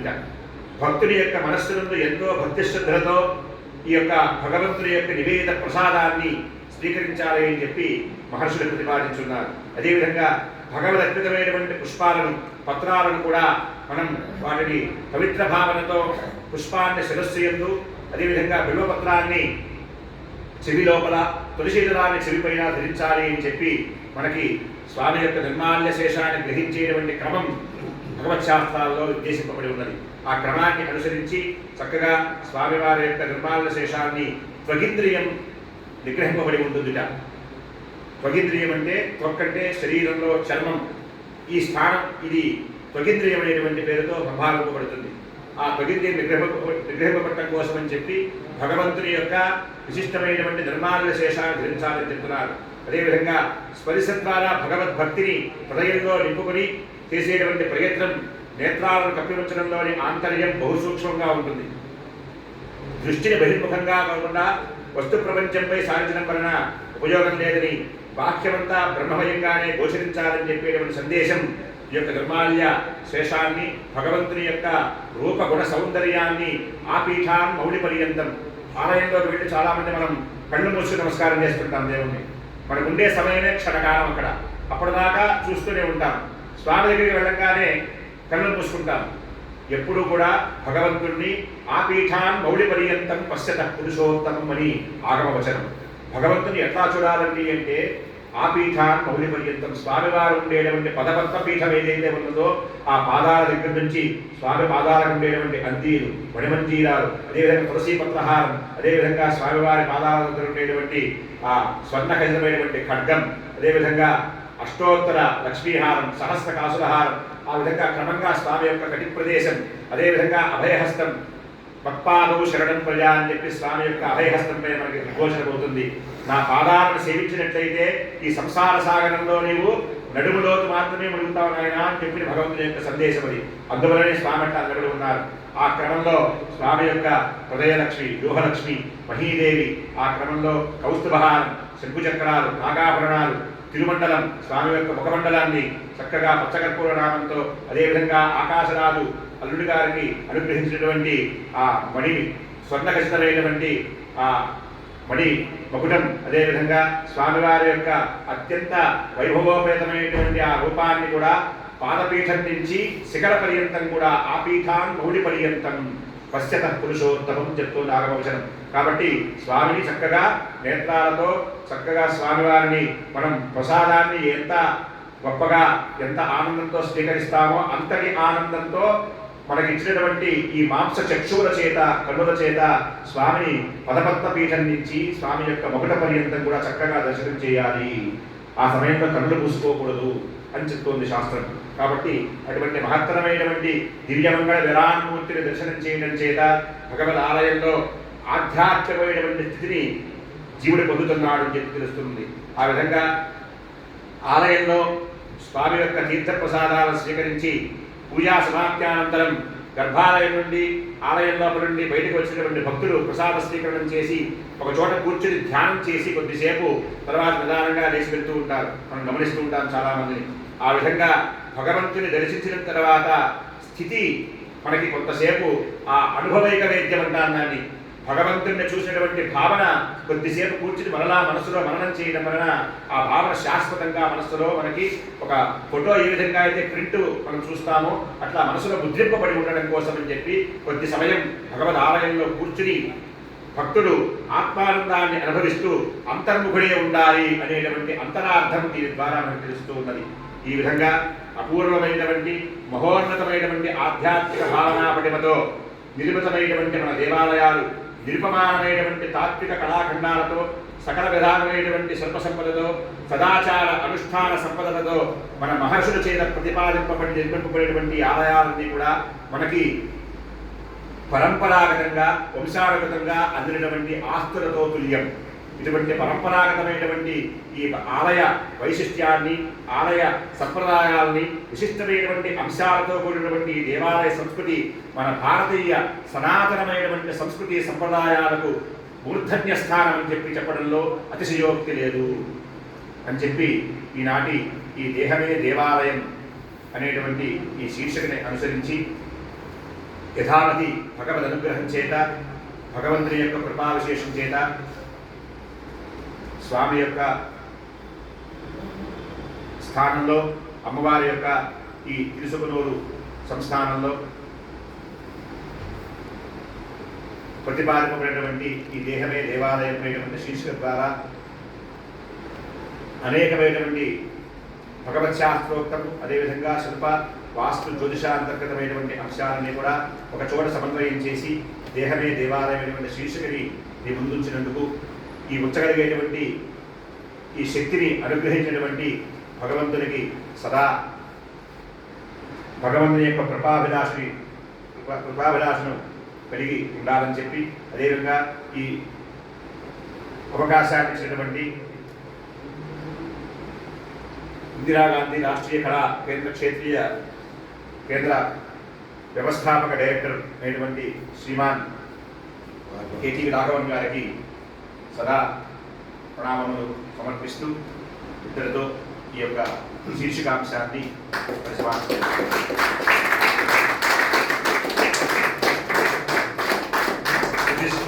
పూర్ణం శాస్త్రకల్లోల సంకులం విష్ణుభక్తులకం శుద్ధం వందే శ్రీ విఘ్నోర్ణవం శ్రియకాంతాయ కళ్యాణధరే ధరే త్రిలాం శ్రీ వెంకట నివాసాయ శ్రీనివాసాయ మంగళం.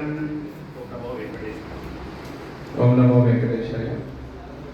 ఇప్పటి వరకు కూడా మనం చాలా చక్కటి ఇన్ఫర్మేషన్, మంచి సమాచారం, ఆలయం అంటే ఎలా ఉంటుందో మనకి ఇక్కడ దృశ్య రూపంలో నిర్మించి చూపించారు. విరాట్ పురుషుని యొక్క వివిధ అంగాలను వర్ణిస్తూ ఆలయం యొక్క గోపురము, ధ్వజస్తంభము, భక్తుడు ఆ ఆలయంలో ప్రవర్తించవలసినటువంటి విధానాన్ని చాలా చక్కగా వివరించారు. అద్భుతమైనటువంటి విషయం. ఇప్పుడు మనం చెప్పిన విషయాలన్నీ మనం తెలుసుకోవాలంటే కనీసం 7-8 పుస్తకాలు 10 పుస్తకాలు చదవాలి. చదవడానికి 6 నెలల సమయం పడుతుంది మనకి. 6 నెలల సమయం తీసుకుని 10 పుస్తకాలు చదివితే మనకి ఇవి తెలుస్తాయి. కానీ ఈరోజు మనం 1 గంట సేపు కూర్చున్నాం, ఇన్ని విషయాలు తెలుసుకోగలిగాం. ఇదే ఉపన్యాసం యొక్క లక్ష్యం ఇదే. అలాంటి పెద్దలనే పిలిచేది ఎందుకంటే వాళ్ళు ఎన్నో పరిశోధనలు చేసి రాసి పెట్టుకుని ఉంటారు, అవన్నీ మనతో పంచుకుంటారు. అందువల్ల అటువంటి పెద్దలను మనం పిలుస్తున్నాము. వారు మన ఆహ్వానాన్ని మన్నించి వచ్చేసారు. అలాగే చాలా గొప్ప విషయాన్ని మనకు తెలియజేశారు. ఎన్నో విషయాలు ఉన్నాయి. అవన్నీ మళ్ళీ నేను చెబుతూ ఉంటుంటే వారిని స్తుతించినట్టు ఉంటుంది, లేదా చరిత్ర చదవడం అవుతుంది. కావున అది నేను ప్రస్తావించట్లేదు. ఈ రోజున జరిగిన ప్రవచనానికి వ్యాస మహర్షిలాగా సాక్షిభూతులుగా వచ్చినటువంటి మన సభాధ్యక్షులు శ్రీమాన్ గంజాం ప్రభాకరాచార్యులు వారిని వారి యొక్క నోటీస్ చేసినటువంటి అంశాలను ప్రస్తావిస్తూ విద్యార్థులకు ఆశీస్సులు అందజేయాల్సిందిగా కోరుతున్నాను. హరి ఓం.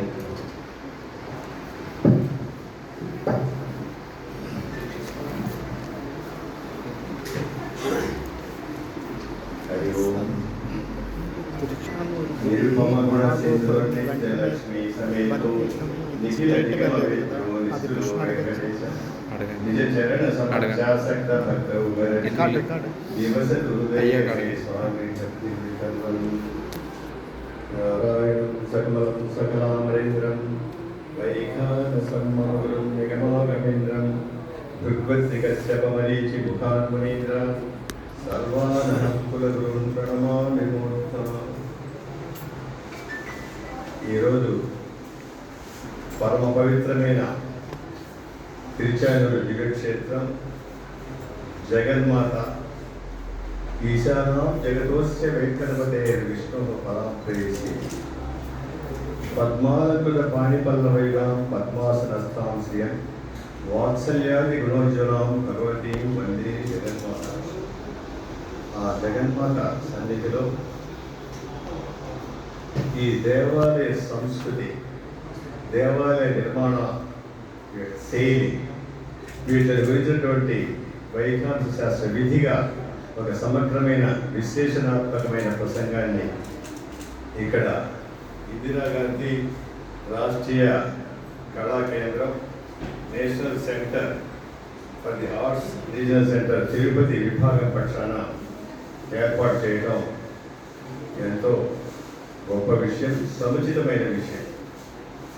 ఈ కార్యక్రమాన్ని ఏర్పాటు చేసిన డైరెక్టర్ శ్రీమాన్ డాక్టర్ కేటి రాఘవన్ గారికి, ఈరోజు కార్యక్రమానికి ప్రధాన ఉపన్యాసకులుగా ఇచ్చేసినటువంటి శ్రీ వెంకటేశ్వర వేద విశ్వవిద్యాలయ ఆచార్యులు, తిరుమల తిరుపతి దేవస్థానముల వైఖానస ఆగమ సలహాదారులైనటువంటి శ్రీమాన్ డాక్టర్ పరాశరం భావనారాయణాచార్య గారికి, శ్రీమాన్ కేంద్రీయ విద్యాపీఠం ప్రొఫెసర్ శ్రీమాన్ రంగరామాచార్య వారికి, ఆత్మీయులైన మీ అందరికీ శ్రీ వెంకటేశ్వర యొక్క అనుగ్రహం, జగన్మాత పద్మావతి వారి యొక్క మంగళాశాసనాలు సమర్పిస్తూ ఈ కార్యక్రమంలో పాల్గొనేటువంటి భాగ్యం తల్లి పద్మావతి వారి కృప, వక్షో విహారిణి మనోహర దివ్యమూర్తి అన్నట్టుగా ఆ మహానుభావుడు బ్రహ్మాండ నాయకుడి వర్షస్థలంలో వివరించినటువంటి ఆ మాతృమూర్తి యొక్క పరమ కృపగా భావిస్తూ, సనాతన వేద భారతీయ సంస్కృతిలో ఆగమ శాస్త్రాల పాత్ర ఎంతో విశిష్టమైనది. వైఖానసం మహాశాస్త్రం సర్వవేదేశోద్ధృతం సర్వవేదార్థ సారభూతం అప్రతత్యం అందితం వైదికే రూపసేవితం శాబ్ద ప్రమాణమవలంబ్య అన్న వాక్యాలు మనకి ఈ వేద భారతీయ సంస్కృతికి సంబంధించి వేద మంత్రాల నుంచి సంగ్రహించబడినటువంటి ఈ మంత్రాలతో సమస్త ప్రక్రియలను మనకి నిర్దేశించినటువంటి మహానుభావుడు శ్రీమాన్ పూజ్య విక్రమేంద్రుడు సాక్షాత్తు శ్రీ మహర్షి యొక్క అంశగా నైమిషారణ్యంలో అవతరించి భృగు, అత్రి, మరిచి, కశ్యప మహర్షుల ద్వారా ఈ లోకానికి అందించి ఎనలేని మహోపకారం చేశారు.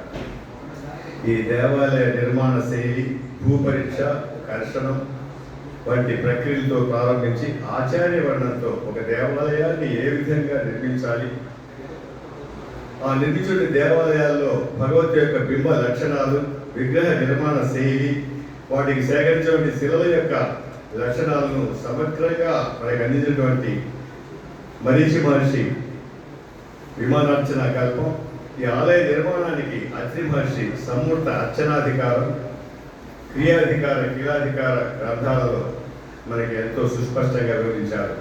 ఈ గ్రంథాల యొక్క అంశాలతో వాటిలో ఆ మనుషులు మంది గంచిన జ్ఞానంతో ఈ ఆలయ నిర్మాణాలను ఏ విధంగా చేయాలనేటువంటి విషయాన్ని శ్రీమాన్ భావనారాయణాచార్య గారు సమగ్రంగా వాటి యొక్క శ్లోకాలతో సహా మనకి వివరించారు. ఈ ఆలయాల యొక్క ప్రయోజనం ఏమిటి, ఎందుకోసం ఈ ఆలయాల నిర్మాణం జరుగుతున్నది అనేటువంటి విషయాలని, సామాజిక ప్రయోజనాలను కూడా ఒకసారి మనం పరిశీలించినట్లయితే వారు చెప్పినటువంటి విధంగా భక్త్యా భగవంతం నారాయణ మధ్య తద్విష్ణు పరమ పదం గచ్చతి ఇది విజ్ఞాయతే అన్నట్టుగా మానవ జన్మ యొక్క పరమార్థమైనటువంటి మోక్షాన్ని సాధించడానికి ఈ దేవాలయ సంస్కృతి, ఆధ్యాత్మిక తత్వం, భగవంతుడి యొక్క దర్శనం, భగవంతుడి యొక్క ఆరాధన ఇవన్నీ కూడా మనకి ఎంతో ఏ విధంగా ఉపయోగపడతాయో సమగ్రంగా తెలియజేశారు శ్రీమాన్ పవనారాయణాచార్య వారు. అంతేకాకుండా ఇప్పుడు మన భారతదేశంలో ప్రతి గ్రామంలోనూ తప్పనిసరిగా ఒక దేవాలయం ఉంటుంది. ఒక గంట నాదం వినిపించగానే చిన్నపిల్లల దగ్గర నుంచి ప్రతి వారికి కూడా దాంట్లో వచ్చేటువంటి ఒక వైబ్రేషన్స్ అంటే ఓంకార నాదం ఒకటి ప్రతి వారికి చెవులకి సోకగానే ఇక్కడ దేవాలయంలో ఒక ఘంటానాదం, భగవంతుడి యొక్క ఆరాధన, అద్భుతమైనటువంటి దివ్య ప్రసాదాలు, దివ్యమైనటువంటి శోభాయమైన అలంకారాలతో సదా సమ్మోహనాలతో ఇప్పుడు సమ్మోహకర రూపంతో ప్రవహించేటువంటి ఆ పరమాత్మ యొక్క దర్శనాన్ని మనకి అతి చిన్న పిల్లల నుంచి కూడా వారిని ఆకర్షించబడి ఆ దేవాలయానికి వెళ్ళి భక్తి తత్వంతో ఆ భగవంతుడిని ప్రణమిల్లి వారి యొక్క అనుగ్రహాన్ని స్వీకరించేటువంటి ఒక అద్భుత సంస్కృతి మన భారతీయ జీవన విధానంలోనే ఒక భాగంగా మనకి గోచరిస్తున్నది. ఇప్పుడు మనం తిరుమల దివ్యక్షేత్రాన్ని మనం ప్రత్యక్షంగా ఇక్కడ చూస్తూ ఉన్నాం. ప్రతి కుటుంబంలోనూ ఒక సంవత్సరంలోపు పిల్లవాడికి పుట్టు వెంట్రుకలు అనేటువంటి ఒక నెపంతో స్వామివారికి పరిచయం చేసేటువంటి ఒక అద్భుత ప్రక్రియ, ఒక ఆచారంగా మనకు కొనసాగుతున్నది. ఒక సంవత్సరం వెళ్ళేలోపే పుట్టు వెంట్రుకల కోసంగా భగవంతుడి దగ్గరికి రావాలి. ఆ బ్రహ్మాండ నాయకుడి యొక్క దర్శనం చేసుకొని ఆ స్వామికి మనకి పుట్టు వెంట్రుకలు సమర్పించి వారిని దర్శించి అనుగ్రహాన్ని స్వీకరించేటువంటి ఒక అద్భుత ఆచారాన్ని మనం అందరం కూడా పాటిస్తూ ఈ క్షేత్రంలో మనం ఎంతో అనుబంధం కలిగి ఇటువంటి బ్రహ్మాండ నాయకు యొక్క సన్నిధీపంలోనే నేడు ఈ కార్యక్రమాన్ని నిర్వహించుకోవడం ఎంతో సముచితంగా ఉన్నది. ఈ ఆలయంలో ఏ విధంగా ఈ భక్తి తత్వానికి సమస్త భక్తకోటి ప్రజలు కూడా వసులై పరమాత్మ యొక్క దాసులై సంస్కారవంతమైనటువంటి జీవన శైలితో ధర్మబద్ధంగా ఆర్జించే ధనాన్ని పరమ పవిత్రమైన భావంతో ఆ స్వామికి సమర్పించడం, ఆ ధనంతోనే ఇప్పుడు మనం చూస్తున్నాం వేద విశ్వవిద్యాలయాలు కానీ, స్వామివారికి భక్తులందరికీ ఆరోగ్యాన్ని పరీక్షేటువంటి వైద్యశాలలు కానీ, జ్ఞానాన్ని గడిపేటువంటి పాఠశాలలు కానీ, శిల్పశాలలు కానీ ఆ స్వామి యొక్క అనుగ్రహంతో భక్తులచే సమర్పించేటువంటి కానుకలతో నిర్వహిస్తూ ఈ సమాజాన్ని ఎంతో గొప్పగా ప్రభావితం చేస్తూ ఆధ్యాత్మిక చైతన్యాన్ని జ్ఞాన మార్గంలో మనల్ని పయనింపజేస్తూ ఉండటం మనం ప్రత్యక్షంగా చూస్తూ ఉన్నాం. అటువంటి ఆలయ సంస్కృతి ఎంతో అద్భుతంగా ఉండడమే కాకుండా ప్రతి గ్రామంలో ఒక భగవంతుని యొక్క ఉత్సవం ఊరేగింపు వస్తున్నది అనగానే ఈ త్రికాలాచరణలో వీధులన్నింటినీ కూడా పరిశుభ్రంగా ప్రతి వాళ్ళు శ్రీ కళ్యాణ తల్లి ముగ్గులు వేసి పవిత్రంగా మంగళ తోరణాలతో గ్రామాన్ని అంతా అలంకరించి భగవంతుని యొక్క ఆగమనం కోసం నిరీక్షిస్తూ శుచిర్భూతులై అందరూ కూడా శుచిగా స్నాన సంచారాలు పూర్తి చేసుకొని మనం శుభ్రమైన వస్త్రాలు ధరించి భగవంతుని కోసం ఎదురు చూడటం, ఆయనకి భక్తితో మనం ఫలాలను సమర్పించేటువంటి ఒక తత్వం గ్రామాన్ని అంతా ఈనాడు మన రాజకీయ నాయకులు చెప్పేటువంటి పచ్చదనం పరిశుభ్రం అనే కార్యక్రమానికి ఆ రోజుల్లోనే ఒక దేవాలయానికి వేరే ఎవరితో పని లేకుండా గ్రామం అంతా ఒక ఆధ్యాత్మిక చైతన్యంతో నిర్వహించేటువంటి గొప్ప సంస్కృతి ఈ దేవాలయ వ్యవస్థలో ముడిపడి ఉన్నది. అలాగే మన 64 కళలకి ఆవాసంగా ఈ దేవాలయాలు ఉపయోగపడుతూ ఇందాక వారు చెప్పారు దృశ్యోపచారం నర్తనలతో సహా ప్రతి విషయంలో కూడా ఉత్సవంలో మనం ఎంతో సంస్కారవంతంగా భగవంతుడి యొక్క విచిత్రమైనటువంటి వేషధారణలతో పాటుగా మంగళ వాయిద్యాలు, ఈ వేద నాదామృతాలు, దివ్య ప్రబంధ గానాలు, సద్గురుల యొక్క సంకీర్తనలు వీటన్నిటినీ కూడా ఈ ఉత్సవాలలో అనుష్ఠింపజేస్తూ సమాజానికి ఒక సంస్కారవంతమైనటువంటి వినోదాన్ని కూడా ఈ ఆధ్యాత్మిక చైతన్యంతో మనం అందుకుంటూ ఉన్నాం.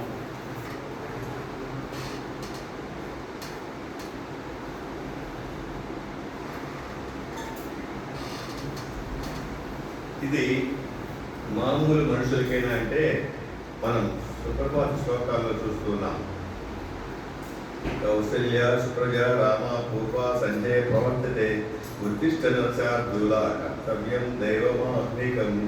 కర్తవ్యం ప్రతి వారు కూడా కర్తవ్య నిష్ఠతో ఏ విధంగా పనిచేయాలో ఆ పరమాత్ముడిని కూడా ఈ అత్యాది సప్తవిశేష ఉపాస సంచారం అంటూ ఈ సప్త మహర్షులు ఆ స్వామి కర్తవ్యం, ఈ కోట్లాది మంది భక్తుల్ని నీ కోసం ఎదురు చూస్తున్నారయ్యా, నీ కర్తవ్యాన్ని నిర్వహించమంటూ ఆ స్వామిని సుప్రభాత శ్లోకాలతో ఏ విధంగా అయితే ఆ స్వామిని మేలుకొలుపులు పాడుతున్నారో అలాగే మనల్ని అనుష్ఠించబడుతూ అందులో ఒక అంతరార్థాన్ని మనకు కూడా ఉపదేశిస్తూ ఉన్నారు. ఎవరి కర్తవ్యాన్ని వారు సక్రమంగా నిర్వర్తిస్తున్నట్లయితే మనం సమాజంలో ఒక గుర్తింపుతోటి సంస్కారవంతమైన జీవనాన్ని మనం గడిపేటువంటి భాగ్యాన్ని అందుకోగలము అనేటువంటి భావన. ఈ స్వామికి బ్రహ్మాండ నాయకుడిగా బ్రహ్మాదయ మహర్షి అయితే బ్రహ్మాది దేవతలు సైతం మానవమాతులైన అంటే నిషుతే వేగరాజ మృగాదిరాజ నాగాదిరాజ గరిరాజ హయాదిరాజ అంటూ సమస్త ప్రాణికోటి సైతం ఆ పరమాత్ముడి యొక్క సాన్నిహిత్యం కోసం, ఆయన అనుగ్రహం కోసం, ఆయన వాకిటి ముందు నిల్చుకునేటువంటి భావనలని మనకి సుప్రభాత శ్లోకాల్లో మనం వింటూ ఉంటాం. అలాగే ఆయన అష్టోత్తర సహస్రనామాల్లో అయితే ఇందాకనే మనం అనుకున్నాం, అగస్త్య మహర్షికి ఇక్కడికి అగస్త్యాప్రయుక్త శేషజలందు గోచరాయ శ్రీ వెంకటేశాయ నమః అని మనం అనుకున్నాం. అగస్త్య మహర్షికి అనుసంధానం ఏమిటి అంటే ఆ మహర్షి చేతనే ప్రార్థించినటువంటి శ్రీ వెంకటేశ్వరుడు ఇక్కడ మనందరికీ కూడా దృగ్గోచరమయ్యేటట్టుగా ఆయన ఇక్కడ నిలిచి ఉండమని ఆయన చేసిన ప్రార్థన.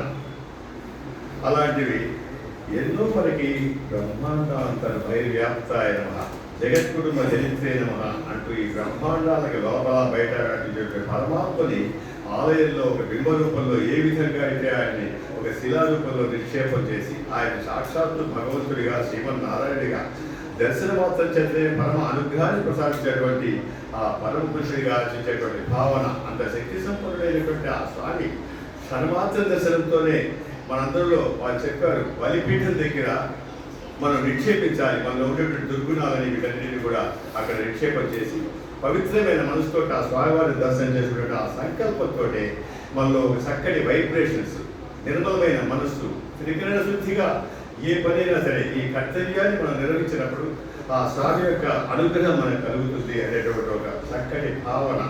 ఆ భావన మనలో నిక్షేపం చేయడానికే ఈ కలిపురుషుడి యొక్క లక్షణాలు, దుర్లక్షణాలు మనకి అంటకుండా ఉండడానికి కలవు వెంకటనాయక అన్నట్టుగా ఆ బ్రహ్మాండ నాయకుడు శ్రీ వైకుంఠ విరక్తాయ స్వామి పుష్కరణి అంటే రమయ రమమానాయ అన్నట్టుగా ఈ తిరుమల క్షేత్రంలో ఈ వెంకటి పర్వతంపై అవతరించినటువంటి ఆ స్వామిని ఈ వేదం సైతం ఆయన్ని ఆశ్రయించి అనుగ్రహాన్ని అందుకోమని ఆదేశిస్తూ ఉంటుంది. అదే మనకు కనిపిస్తూ ఉంటుంది. అరాయికాడే వికటేగిరి గచ్చ సదాన్వే శ్రీపికస్య సప్తభికి ద్వేపిష్ట చేతయామసి అన్న ఋగ్వేద వచనానికి అనుగుణంగా ఈ కలియుగంలో మానవ జన్మ ఎత్తిన వారు ఎవరైనా సరే జీవితంలో ఒక పర్యాయమైన ఈ పాపాలని పరిగణించేటువంటి వెంకటగిరి పర్వతానికి వెళ్ళి ఆ స్వామి యొక్క క్షణమాత్ర దర్శనాన్నైనా ఆ స్వామిని సేవించుకొని ఆయన అనుగ్రహాన్ని స్వీకరించి ఈ కలిపురుషుడి యొక్క లక్షణాలు మనకి అంటకుండా ఉండే విధంగా మీరందరూ ప్రయత్నించండి అనేటువంటి వేద ఆదేశాన్ని సైతం మనం పాటించాలి. అంటే ఇలాంటి ఆలయ సంస్కృతిలో భగవంతుడి యొక్క దర్శనం, ఆలయ నిర్మాణం, విగ్రహ నిర్మాణం, మండపాల నిర్మాణం, నిత్యోత్సవ, పక్షోత్సవ, మాసోత్సవ, సంవత్సరోత్సవాలతో కోట్లాది మంది భక్తులకి క్షణమాత్ర దర్శనంతో అనుగ్రహించేటువంటి ఆ పరమాత్మ మొక్కుబడుల రూపంలో ప్రత్యక్షంగా ఈ స్వామి సన్నిధానానికి రాలేకపోయిన వారికి సైతం వారి కలిగిన కష్టానికి ఒక క్షణం ఒక పసుపు గుడ్డలో ₹1 ముడుపు కట్టి మన ఇంట్లో ఉండేటువంటి స్వామి పాదాల చెంత పెట్టి ఆ స్వామిని భావన చేసుకొని ఈ కష్టాన్ని గట్టెచ్చిందని ప్రార్థిస్తే తక్షణం స్పందించి అందరికీ అనిపించేటువంటి శ్రీ వెంకటేశ్వరుడు మనకి సొంతమై ఉన్నాడు. అటువంటి మహానుభావుడు ఈ తిరుమల క్షేత్రంలో ఆవిర్భవించడం, వారికి ప్రతినిత్యము ఆ ఉండిలో పరకాబడిలో వచ్చేటువంటి కానుకల్ని పరిశీలిస్తున్నప్పుడు నిలువు దోపిడీల పేరుతోటి ఎంతో మంది మహిళా మూర్తులు సైతం వారి భర్తచే కట్టబడినటువంటి మాంగళ్యాలు సైతం కష్టం వచ్చినప్పుడు ఆ స్వామికి సమర్పిస్తాము అనేటువంటి ఒక మొక్కుబడులతో నిత్యం ఆ స్వామి అందుకోవడం మన గుండెలో ప్రత్యక్షంగా కనిపిస్తూ ఉంటుంది. అటువంటి సర్వేశ్వరుడు శ్రీమన్నారాయణుడు శ్రీ వెంకటేశ్వరుడు కొలువైనటువంటి ఈ క్షేత్రంలో ఈనాడు వైకాంస భగవత్శాస్త్ర విధిగా ఆలయ సంస్కృతి, దాని పరిశీలన, విధి విధానాలను చక్కని వారి యొక్క విశ్లేషణాత్మకమైన ప్రసంగంతో మనకి అందించినటువంటి శ్రీమాన్ భవనారాయణ మూర్తి గారికి కృతజ్ఞతాపూర్వక నమస్కారాలు తెలియజేస్తూ ఈ అవకాశం ఇచ్చినటువంటి Indira Gandhi national centre for arts and regional centre Tirupati director శ్రీమాన్ కేటీవీ రాఘవ్ గారికి కృతజ్ఞతాపూర్వక అభినందనలు తెలియజేస్తూ ఓం నమో వెంకటేశాయ. మన అధ్యక్షులు గారు చాలా చక్కటి మంగళాశాసనం, స్వామివారి యొక్క వైభవం, వారిని సేవించే విధానం, ఎందుకు సేవిస్తున్నాం అనేటువంటి విషయాలను తెలియజేస్తూ మనందరికీ కూడా మంచి ఆశీస్సులు అందజేశారు. వారికి సరదా కృతజ్ఞతలు తెలియజేసుకుంటున్నాను సభాముఖంగా. అలాగే తనుజ్ విష్ణువర్ధన్ ప్రతి చక్కగా వైఖానస ఆశ్రమాన్ని ఒక వైఖానస విద్యార్థులు పెట్టిన చక్కగా ఒక పాఠశాల నిర్వహిస్తున్నారు. ఇది ఈ రోజుల్లో ఒక వ్యక్తి ఒక వైఖానస వంశోద్భవుడు చేసేటువంటి కర్తవ్యం ఇది. అది చేస్తున్నాడంటే ఆయన చాలా విశేషం, ఎవ్వరూ చేయని గొప్ప పని చేస్తున్నాడు ఆయన. ఆయనకి ఎప్పుడు కూడా మేము వెంటుంటాము. అలాగే వారిని అభినందిస్తున్నాము. అలాంటి వాళ్ళు ఎవరైనా సరే మన వైఖానస ఆగమానికి సంబంధించినటువంటి ఏదైనా పరిశోధన చేసేవాళ్ళు, ఆర్టికల్స్ రాయాలనుకున్న వాళ్ళు, పుస్తకాలు రాయాలనుకున్న వాళ్ళు కూడా ఈ ఇందిరాగాంధీ రాష్ట్రీయ కేంద్రం ఎప్పుడూ కూడా సహకరిస్తుంది. వాళ్ళకి కావాల్సినటువంటి సదుపాయాన్ని, రీసెర్చ్ సోర్సెస్ని కూడా అరేంజ్ చేస్తుంది.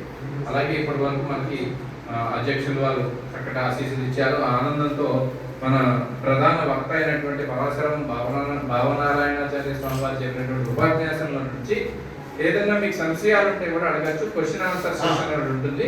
మీరు ఎవరైనా కూడా డౌట్స్ ఏమైనా ఉంటే అడగండి. మళ్ళా ఇలాంటి గురువులు దొరకరు. స్వామి నమస్కారం స్వామి. నా పేరు రామ్జీ. ఇక్కడ తిరుచానూరులో ధ్యాన మందిరం నడుపుతున్నాను పుష్కరిణి దగ్గర. ఇప్పుడు మన తిరుచానూరు అమ్మవారి గుడి స్థల పురాణం ప్రకారము, ఇప్పుడు చెప్పిన ఆగమశాస్త్ర ప్రకారము మెయిన్ గోపురం వెంటనే మనకి బలిపీఠము, ధ్వజస్తంభం అంతా మామూలుగా ఉండాలి. అది దాని యొక్క ప్రాశస్త్యము, ప్రాముఖ్యత కొద్దిగా తెలియజేయగలరు.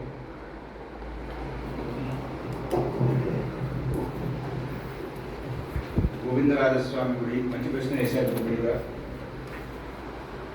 గోవిందరాజస్వామి గుడి, తిరుచానూరు అమ్మవారి గుడి, వైలక్షణ్యం వేరు. ఇక్కడ ప్రధానంగా ఈ క్షేత్ర సంప్రదాయాన్ని అనుసరించి పార్థసారథి స్వామి, కృష్ణస్వామి దేవాలయం ఇక్కడ. గోవిందరాజస్వామి గుడిలో ప్రధాన మూర్తి పార్థసారథి స్వామి గుడి. గోపురానికి ఎదురుగా ఉండేటువంటిది పార్థసారథి స్వామి గుడి. ఈ ఆలయంలో కృష్ణస్వామి దేవాలయం, ఇది ప్రధాన ఆలయంగా కాలాంతరాల్లో ఎన్నో యుగాలతో ముడిపడినటువంటి దేవాలయ వ్యవస్థ ఇది. మన ఊర్లో గుడి లాంటి గుడి కాదు. ఎన్నో యుగాల నుంచి కాలాంతరాలలో ఎన్నో రకాలైనటువంటి భౌగోళికమైనటువంటి మార్పుల చేత అనేకమైనటువంటి స్థితుల్ని అధిగమించి ఈ వ్యవస్థ ఈనాటికి మనం చూసేటువంటి స్థితి ఇట్లా ఉంది. ప్రధాన ఆలయం ఇది పద్మావతి ఇది కాదు. కృష్ణాలయం ప్రధాన ఆలయం. గోవిందరాజస్వామి దేవాలయంలో పార్థసారథి స్వామి దేవాలయం. కాలాంతరాలలో 11-12 శతాబ్దాల్లో కులోత్తుంగ చోళులు వాళ్ళ పరిపాలనా కాలంలో జరిగినటువంటి కొన్ని మార్పుల వలన ఆలయ వ్యవస్థలో మార్పులు ఉన్నాయి. ఇక్కడ ఇదంతా కూడా చరిత్రలో మీరు తెలుసుకోవచ్చు. ఈ ఆగమానికి సంబంధంగా ఉండదు ఈ విషయం. ఆగమంలో చెప్పబడేటువంటి విధానం ఇందాక మీరు తెలుసుకున్నాను. గోపురం అనేటువంటిది ఆలయ వ్యవస్థ మొత్తం కూడా పడుకుని ఉంటే ఎట్లా ఉంటుంది భగవత్ స్వరూపం, దేహం నిలబడి ఉంటే ఎట్లా ఉంటుంది అని తెలుసుకున్నాం. దాన్ని అనుసరించి మీకు ప్రశ్న పుట్టింది. అంతేనా? కాబట్టి ఏది కరెక్ట్ అనేది మీకు తెలుస్తుంది. మీరు చూస్తున్న వాటిలో ఎందుకు మార్పులు వచ్చినాయో చరిత్ర చెప్తుంది మీకు. తిరుమల తిరుమప్ప అని చెప్పి ఎస్కే రామచంద్రరావు గారు దాన్ని కన్నడలోంచి ఇంగ్లీష్లోని తెలుగులోకి మార్చారు వారి చివరి కాలంలో. వారు జీవించి ఉండగా అది అనువాదంలో పూర్తి అవ్వలేదు. వారు పరమపదం చేసిన తర్వాత వారి భార్య ఆ పుస్తకాన్ని రిలీజ్ చేశారు అన్నమాట. అది పుస్తకం మార్కెట్ దొరుకుతుంది, నాకు దానికి కాపీ ఉందన్నమాట. దాంట్లో ఈ రకమైనటువంటి విషయాలు చాలా ప్రస్తావన చేయబడినాయి కన్నడ శాసనాల్లో, తమిళ శాసనాల్లో. ఈ విషయాలన్నీ కూడా అట్లానే తెలుసుకున్నాము. మనకి తిరుపతి చరిత్రలో వీటిలో కూడా కొన్ని విషయాలు ఉన్నాయి, కొన్ని విషయాలు తెలియ ఉన్నాయి. ఈ ఆలయ వ్యవస్థ ఇట్లా ఎందుకు మార్పు చెందింది అనేది ఒకనాటి కాలంలో కొండపైన స్వామికి ధ్వజారోహణ అక్కడ జరిగి ఉత్సవాలు ఇక్కడ జరిగేవి. మరి అక్కడ సంప్రదాయం ఇక్కడ సంప్రదాయం ఏమిటనేది మీరు చూస్తున్నారు. మరి ఆనాటి కాలానికి ఆ సంప్రదాయం ఇక్కడ సంప్రదాయం నడుస్తుంది. ఇవన్నీ కాలాంతరాల్లో వచ్చేటువంటి మార్పులు చరిత్రలో మనం తెలుసుకోవాల్సిన విషయాలు, ఆగమంలో సంబంధం ఉన్న విషయాలు. ఆగమం ఏం చెప్పిందో మీరు తెలుసుకున్నారు కాబట్టి ఈ ప్రశ్న పుట్టింది.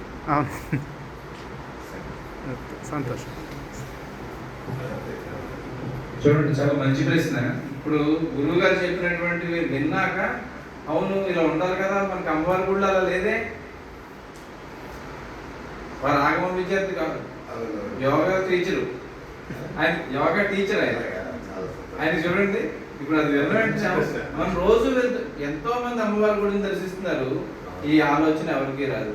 గోపురం ఎదుర్కొండా అమ్మవారు ఉండాలి కదా, అమ్మవారు పక్కకు ఉండాలి. గోపురం ఎదుర్కొండా కృష్ణుడు ఎత్ర యోగీశ్వర కృష్ణ అన్నట్లుగా ధ్యాన ముద్రలో పద్మాసనంలో ఉంటాడు. పేరేమో అమ్మవారి ఆలయం. అది అమ్మవారి ఆలయం. అంటే అక్కడ బలరాముడు ప్రతిష్ఠ చేశాడు అన్నమాట కురుక్షేత్ర యుద్ధ సమయంలో. ఆ తర్వాత అమ్మవారు వచ్చారు, కృష్ణాలయం పక్కనే అమ్మవారు వచ్చారు అన్నమాట. అంటే అమ్మవారి ఆలయం కంటే ప్రాచీనమైనటువంటి వాడు అక్కడ ఉండేటువంటి కృష్ణుడు. అందువల్ల ఆ మార్పులు అక్కడ సంభవించాయి. చాలా చక్కగా గురువు గారు వివరించారు అది. ఎందుకంటే స్థల పురాణం తెలుసుండే, అది ఆగమ ప్రశ్న కాదు మీరు అడిగింది. ఆగమంలో ఎలా ఉండాలో వారు చెప్పారు, మీరు అడిగింది ఇక్కడ లేదే అని మీకు అనిపించింది. అప్పుడు అది స్థల పురాణాన్ని వారు పండితులు కాబట్టి అన్వయం చేసి గోవిందరాజేశ్వర ఆలయంలో కూడా ఉండే మర్మం ఏమిటో తెలియజేశారు. ఇంకేమైనా ఉంటే అడగండి. నమస్కారం, నా పేరు సుబ్రహ్మణ్య శర్మ అంటారండి. నేను విద్యాపీఠంలో న్యాయంలో పిహెచ్డి చేస్తూ పిల్లలకి పాఠం చెబుతున్నాను. మీరు మధ్యలో ఒక శ్లోకాన్ని ఉదహరించారు, మందిరం గోపురం చేయవాలి. ఒక్కసారి ఆ శ్లోకం చెప్పగలరా? ఆ శ్లోకం నుండే నాకు చిన్న సందేహం ఉంది, చెప్తే నేను దాని నుంచి అడుగుతాను. కాదండి, మందిరం గోపురం చేయవాడు మధ్యలో ఒకసారి ఒక శ్లోకం చెప్పారు. అది కాదు.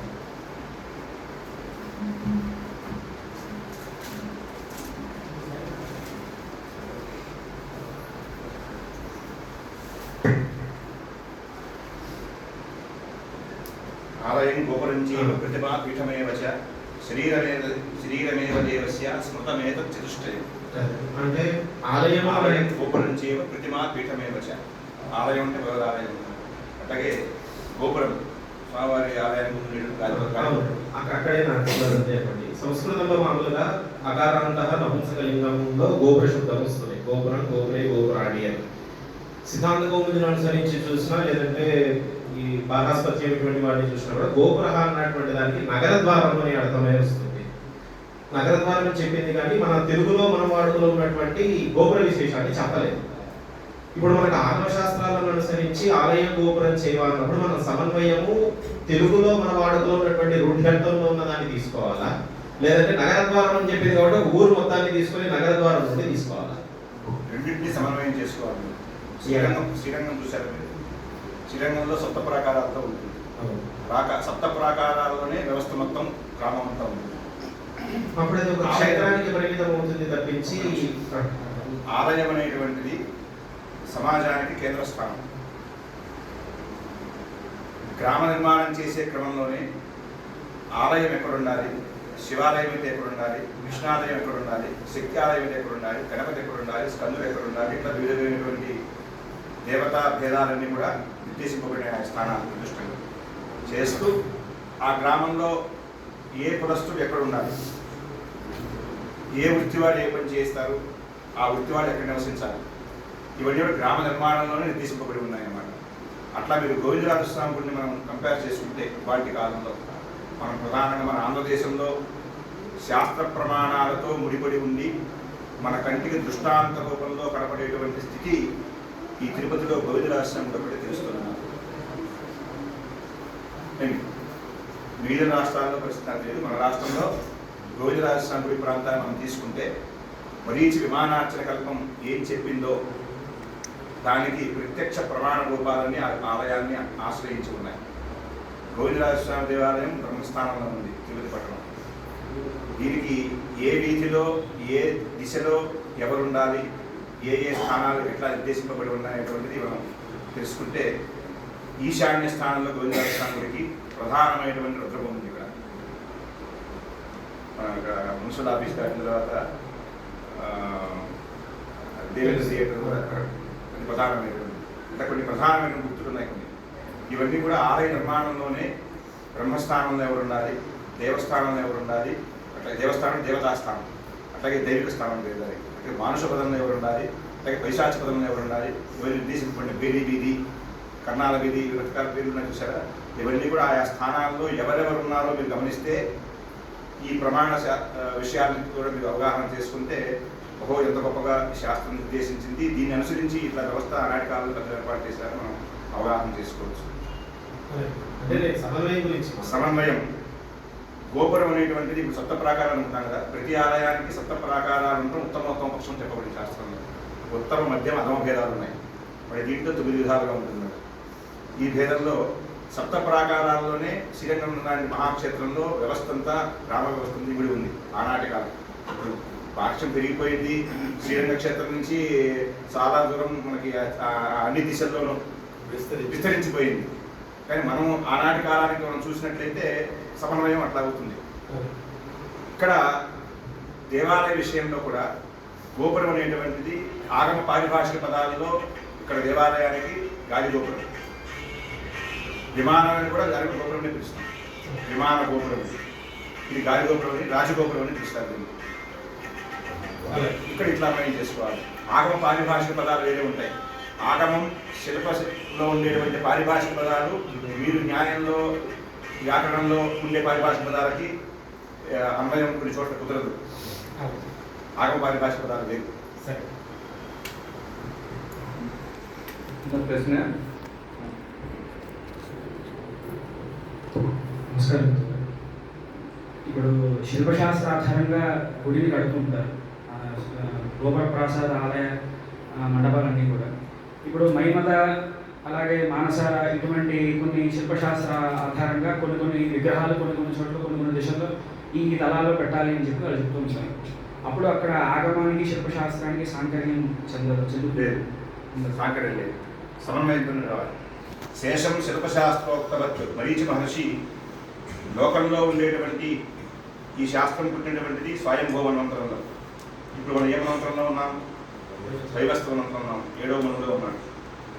స్వయంభూవనంతరంలో వైఖానస పర్వతశాస్త్రం ప్రకారంగా నవగ్రహాల్లో సూర్యుడు చతురస్రాకారంలో ఉన్నాడు. తెలుసా విషయం మీకు? చతురస్రాకారంలో ఉన్నాడు నాటి కాలంలో. మా వైఖానస పర్వతశాస్త్ర అనుయాయులంతా కూడా నవగ్రహ మఖయజ్ఞం చేసేటప్పుడు చతురస్రాకారం ఉండే సూర్యం అని చెప్పి సూర్యుని ఆరాధన చేయాలి. అదేవిధంగా తరువాతి కాలంలో ఏ కాలంలో వృత్తాకారం, ఇప్పుడు మనకి దుర్గోత్సవమైనటువంటి వృత్తాకారం పొందాడు అంటే వైవస్వత మన్వంతరంలో యుగారంభం రథసప్తమి మాఘమాసంతో అయిందని చెప్తుంది. అక్కడి నుంచి లెక్కేసుకుంటే 9వ రోజు లేకపోతే 12వ రోజున ద్వాదశి సంయుక్తమైనటువంటి పునర్వసు రాముడు పుట్టిందని చెప్తారు. వైఖానస భగవత్శాస్త్రానుయాయులు రాముడు పుట్టింది గడిచిపోయేటువంటి మాఘంలో వెళ్ళిపోయేటువంటి పునర్వసు మేము రామ జయంతిగా చేసుకున్నాం. మరి చైత్రే నాగులకే తిథో అని చెప్పని రామాయణం స్ఫుటంగా మనకి వాక్యం ఉంది కదా. అంటే ఇప్పటికి ఎన్ని కల్పాలు ఇది మనమంత్రాలైనాయో మనం గణన చేస్తాం. 28 మనమంత్రాలు మనకు పూర్తి తెలుస్తుంది. ఏ రామాయణ కల్పన అంటే మనకు ముందు ఉన్నటువంటిది ప్రధానంగా మనం దృష్టాంతంగా తీసుకుంటాం, అంతే కదా. మన ముందు వాళ్ళు ఏది ప్రమాణంగా చేసుకుంటారో అదే మనం ప్రమాణంగా తీసుకుంటాం. వెనక వాళ్ళు చేసింది ఆ ముందు వాళ్ళు చూసుకుంటారు. అట్లా మనం ఇప్పుడు గణన చేసేటువంటిది ఇతపూర్వం జరిగినటువంటి రామాయణంలో చైత్రే నామకే తిథి అని అనుకుంటాం. వైఖానస భగవత్శాస్త్రం ఆవిర్భవించినటువంటి కాలంలో ఆ ప్రమాణం అట్లా ఉంది కాబట్టి దాన్ని అనుసరించి జరుగుతుంది. అట్లాగే మరీచి మహర్షి ఆనాటి స్వయంభూవనంతరంలో రచన చేసినటువంటి ఈ శాస్త్రం అన్ని విషయాలని సమగ్రంగా ఆయన శిల్పాన్ని, వాస్తు విన్యాసాన్ని, గ్రామ నిర్మాణాన్ని గురించి ఆలయ నిర్మాణ ప్రతిష్టాలని నిర్దేశించారు. ఆ క్రమంలో ఆయన చెప్పవలసినటువంటి అన్ని విషయాలని చెప్పి కశ్యప ప్రోక్తమైనటువంటి కాశ్యప శిల్పాన్ని అనుసరించి శేషం శిల్పశాస్త్రోక్తవత్ అనుక్తం అన్యతోగ్రాహ్యం అని మాట్లాడాల. వైఖానస భగవత్శాస్త్రంలో ఎక్కడా కూడా అనుక్తం అన్యతోగ్రాహ్యం అనే మాట ఉండదు. ఎందుకని ఉండదు అంటే ఒక ఇంట్లో నలుగురు అన్నదమ్ములు ఉన్నారనుకున్నాం. ముందు పుట్టిన వాడికి నాలుగో వాడికి చాలా తేడా ఉంటుంది, వ్యత్యాసం కాలంలో. ముందు పుట్టినవాడు పెద్దవాడు, చిన్నవాడు తమ్ముడు పుట్టేనాటికి వీడు పెద్దవాడు ఉంటాడు కాబట్టి వీడు ఆడుకున్న బొమ్మలు, వీడు ఆడినటువంటి వస్తుజాలం వాడికి ఉపయుక్తం అవుతాయి. మరి ముందు పుట్టినటువంటి వాడికి ఎక్కడి నుంచి వస్తాయి? వీళ్ళని సమకూర్చుకోవాలి కదా. అట్లాగే విఖనో ముని, ఈయన విఖనో మహర్షి కాదు, భృగు మరీచ్యత్రి కశ్యపులు మహర్షులు. విఖనో ముని ఇంతకు ముందుగా చెప్పుకున్నాం మనం. సాంగ చతుర్వేద తపోయోగా ఋషి. ఋషి అనేటువంటి వాడు షడంగ సహితంగా చతుర్వేదాధ్యయనం చేసి అష్టాంగ బ్రహ్మాలని కూడా అనుష్ఠానం చేసినటువంటి వాడు ఋషి గారు. ఈ స్థాయిని దాటి పైకి వెళ్ళి సృష్టి మొత్తం పరమ పురుషుడు శ్రీమన్నారాయణుడు, జీవాత్మ పరమాత్మ మేమిద్దరమే ఉన్నాం అనేటువంటి భావనతో ఉండేటువంటి వాడు నారాయణ పరాయణం నిర్ద్వంద్వో ముని. నారాయణ పరాయణత్వమే ఇంకేం లేదు అని ఈ స్థితి ఉన్నటువంటి వాడు విఖనో ముని. కాబట్టి ఆయన మహర్షిగా చెప్పడానికి వీలు లేదు. మహర్షి స్థాయి దాటి పైకి వెళ్ళేటువంటి వాడు కాబట్టి ఆయన ఒక్కడే ముని. ఆయన కల్పసూత్రాల్లో అత్యంత వైలక్షణ్యంతో అష్టాదశ సంస్కారాలని కూడా పూర్వాపరాలతో కూడా నిర్దుష్టంగా సమగ్రంగా వివరణాత్మకంగా ప్రతిపాదన చేసినటువంటి ఏకైక కల్పసూత్రకారుడు విఖనో ముని. అందువల్ల శ్రీసూత్రం శ్రీశాస్త్రం అని పేరు కల్పసూత్రాలు. ఇది ఆగమం సంబోధించడానికి వీలేదు. ఆగమం అనేటువంటి పదం చాలా న్యూనమైనటువంటి భగవత్ శాస్త్రం ఇది. కాబట్టి ఈ సూత్రంలో విఖనో ముని నుంచి ఆ తరువాత పరంపరలో మరీచి మహర్షి శిల్పం గురించి అతి ఉత్కృష్టంగా, అంటే ఎంత ఉత్కృష్టంగా అంటే మీకు అర్థమయ్యేది చెప్పాలంటే వాటి కాలంలో శిల్పుడికి ఏదైనా అవగాహన సరిగా రాకపోతేనో, ఏదైనా నిర్మాణ క్రమంలో ఏదైనా కర్మలో వాళ్ళకి ఇబ్బంది తలెత్తితేనో వాళ్ళు ప్రధానంగా చూసేటువంటిది మరీచి నిర్మాణాచరణ. మరీచి చెప్పినటువంటి శిల్ప విధానం శిలాన్యాసం పూర్వ స్థితి నుంచి, అంటే భూమి ఇక్కడ భూమి ఉంది, ఖాళీగా గడ్డి మట్టి బట్టలతో ఉన్నటువంటి భూమిది. ఈ భూమిలో ఆలయం నిర్మాణం చేయాలి అంటే భూపరీక్ష దగ్గర నుంచి ఆలయ నిర్మాణం ఎన్ని దశల్లో చేయవచ్చు, ఎన్ని తలాలతో చేయవచ్చు, ఎంత ఉత్కృష్టంగా చేయవచ్చు అనేటువంటిది ప్రతిపాదన మరీచి మహర్షిలాగా ఇంకెవరు చెప్తూ ఉన్నది.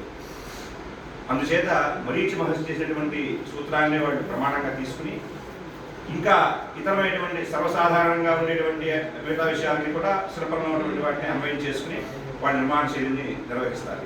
దీనికి ప్రమాణం ఏంటి అంటే 16వ శతాబ్దం నుంచి మనకి గ్రంథరాశి అందుబాటులో ఉంది. తాళపత్రాలు, భుజపత్రాలు, ఇప్పుడు కైపత్రాలు. వీటిల్లో మనకి తంజావూరు సరస్వతి మహల్ నుంచి కొంతమంది శిల్పులు గణపతి స్థపతి పేరు ఉంటారు, వారి పూర్వులు అంతా కూడా తాళపత్రాల రూపంలో కొన్ని గ్రంథాలు తయారు చేసుకుని అనూచానంగా పరంపరాగతంగా, ఎట్లయితే అర్చక పరంపరలు ఎట్లా ఉంటాయో అట్లా శిల్పంలో పరంపరాగతంగా వాళ్ళు కర్మ మొత్తాన్ని, అంటే కర్మ అంటే చేసేటువంటి నిర్మాణ శైలి విధానం మొత్తం కూడా అవగాహన వ్యక్తులు వాళ్ళు నాగర లిపిలో ఉన్నటువంటి గ్రంథాన్ని గ్రంథలిపిలోకి మార్చుకుని, గ్రంథలిపిలోంచి వాళ్ళకి అర్థమయ్యేటువంటి మాతృభాష ఉన్నటువంటి తమిళ్లోకి మార్చుకుని, మళ్ళీ తమిళ్లోంచి ఇంకేదైనా క్లిష్టమైన పదాలు తిరిగిపోతాయేమో అని చెప్పి మనగోడి సంస్థ పండితుల ద్వారా వాళ్ళ సంస్థల్లో కూడా వాడిని తర్జుమా చేసుకుని 2 వాల్యూమ్స్లో చేశారు. వాడు 95 వచ్చారు. సుదర్శన్ అనేటువంటి ఆయన అక్కడ క్రియేటర్గా ఉన్నారనమాట.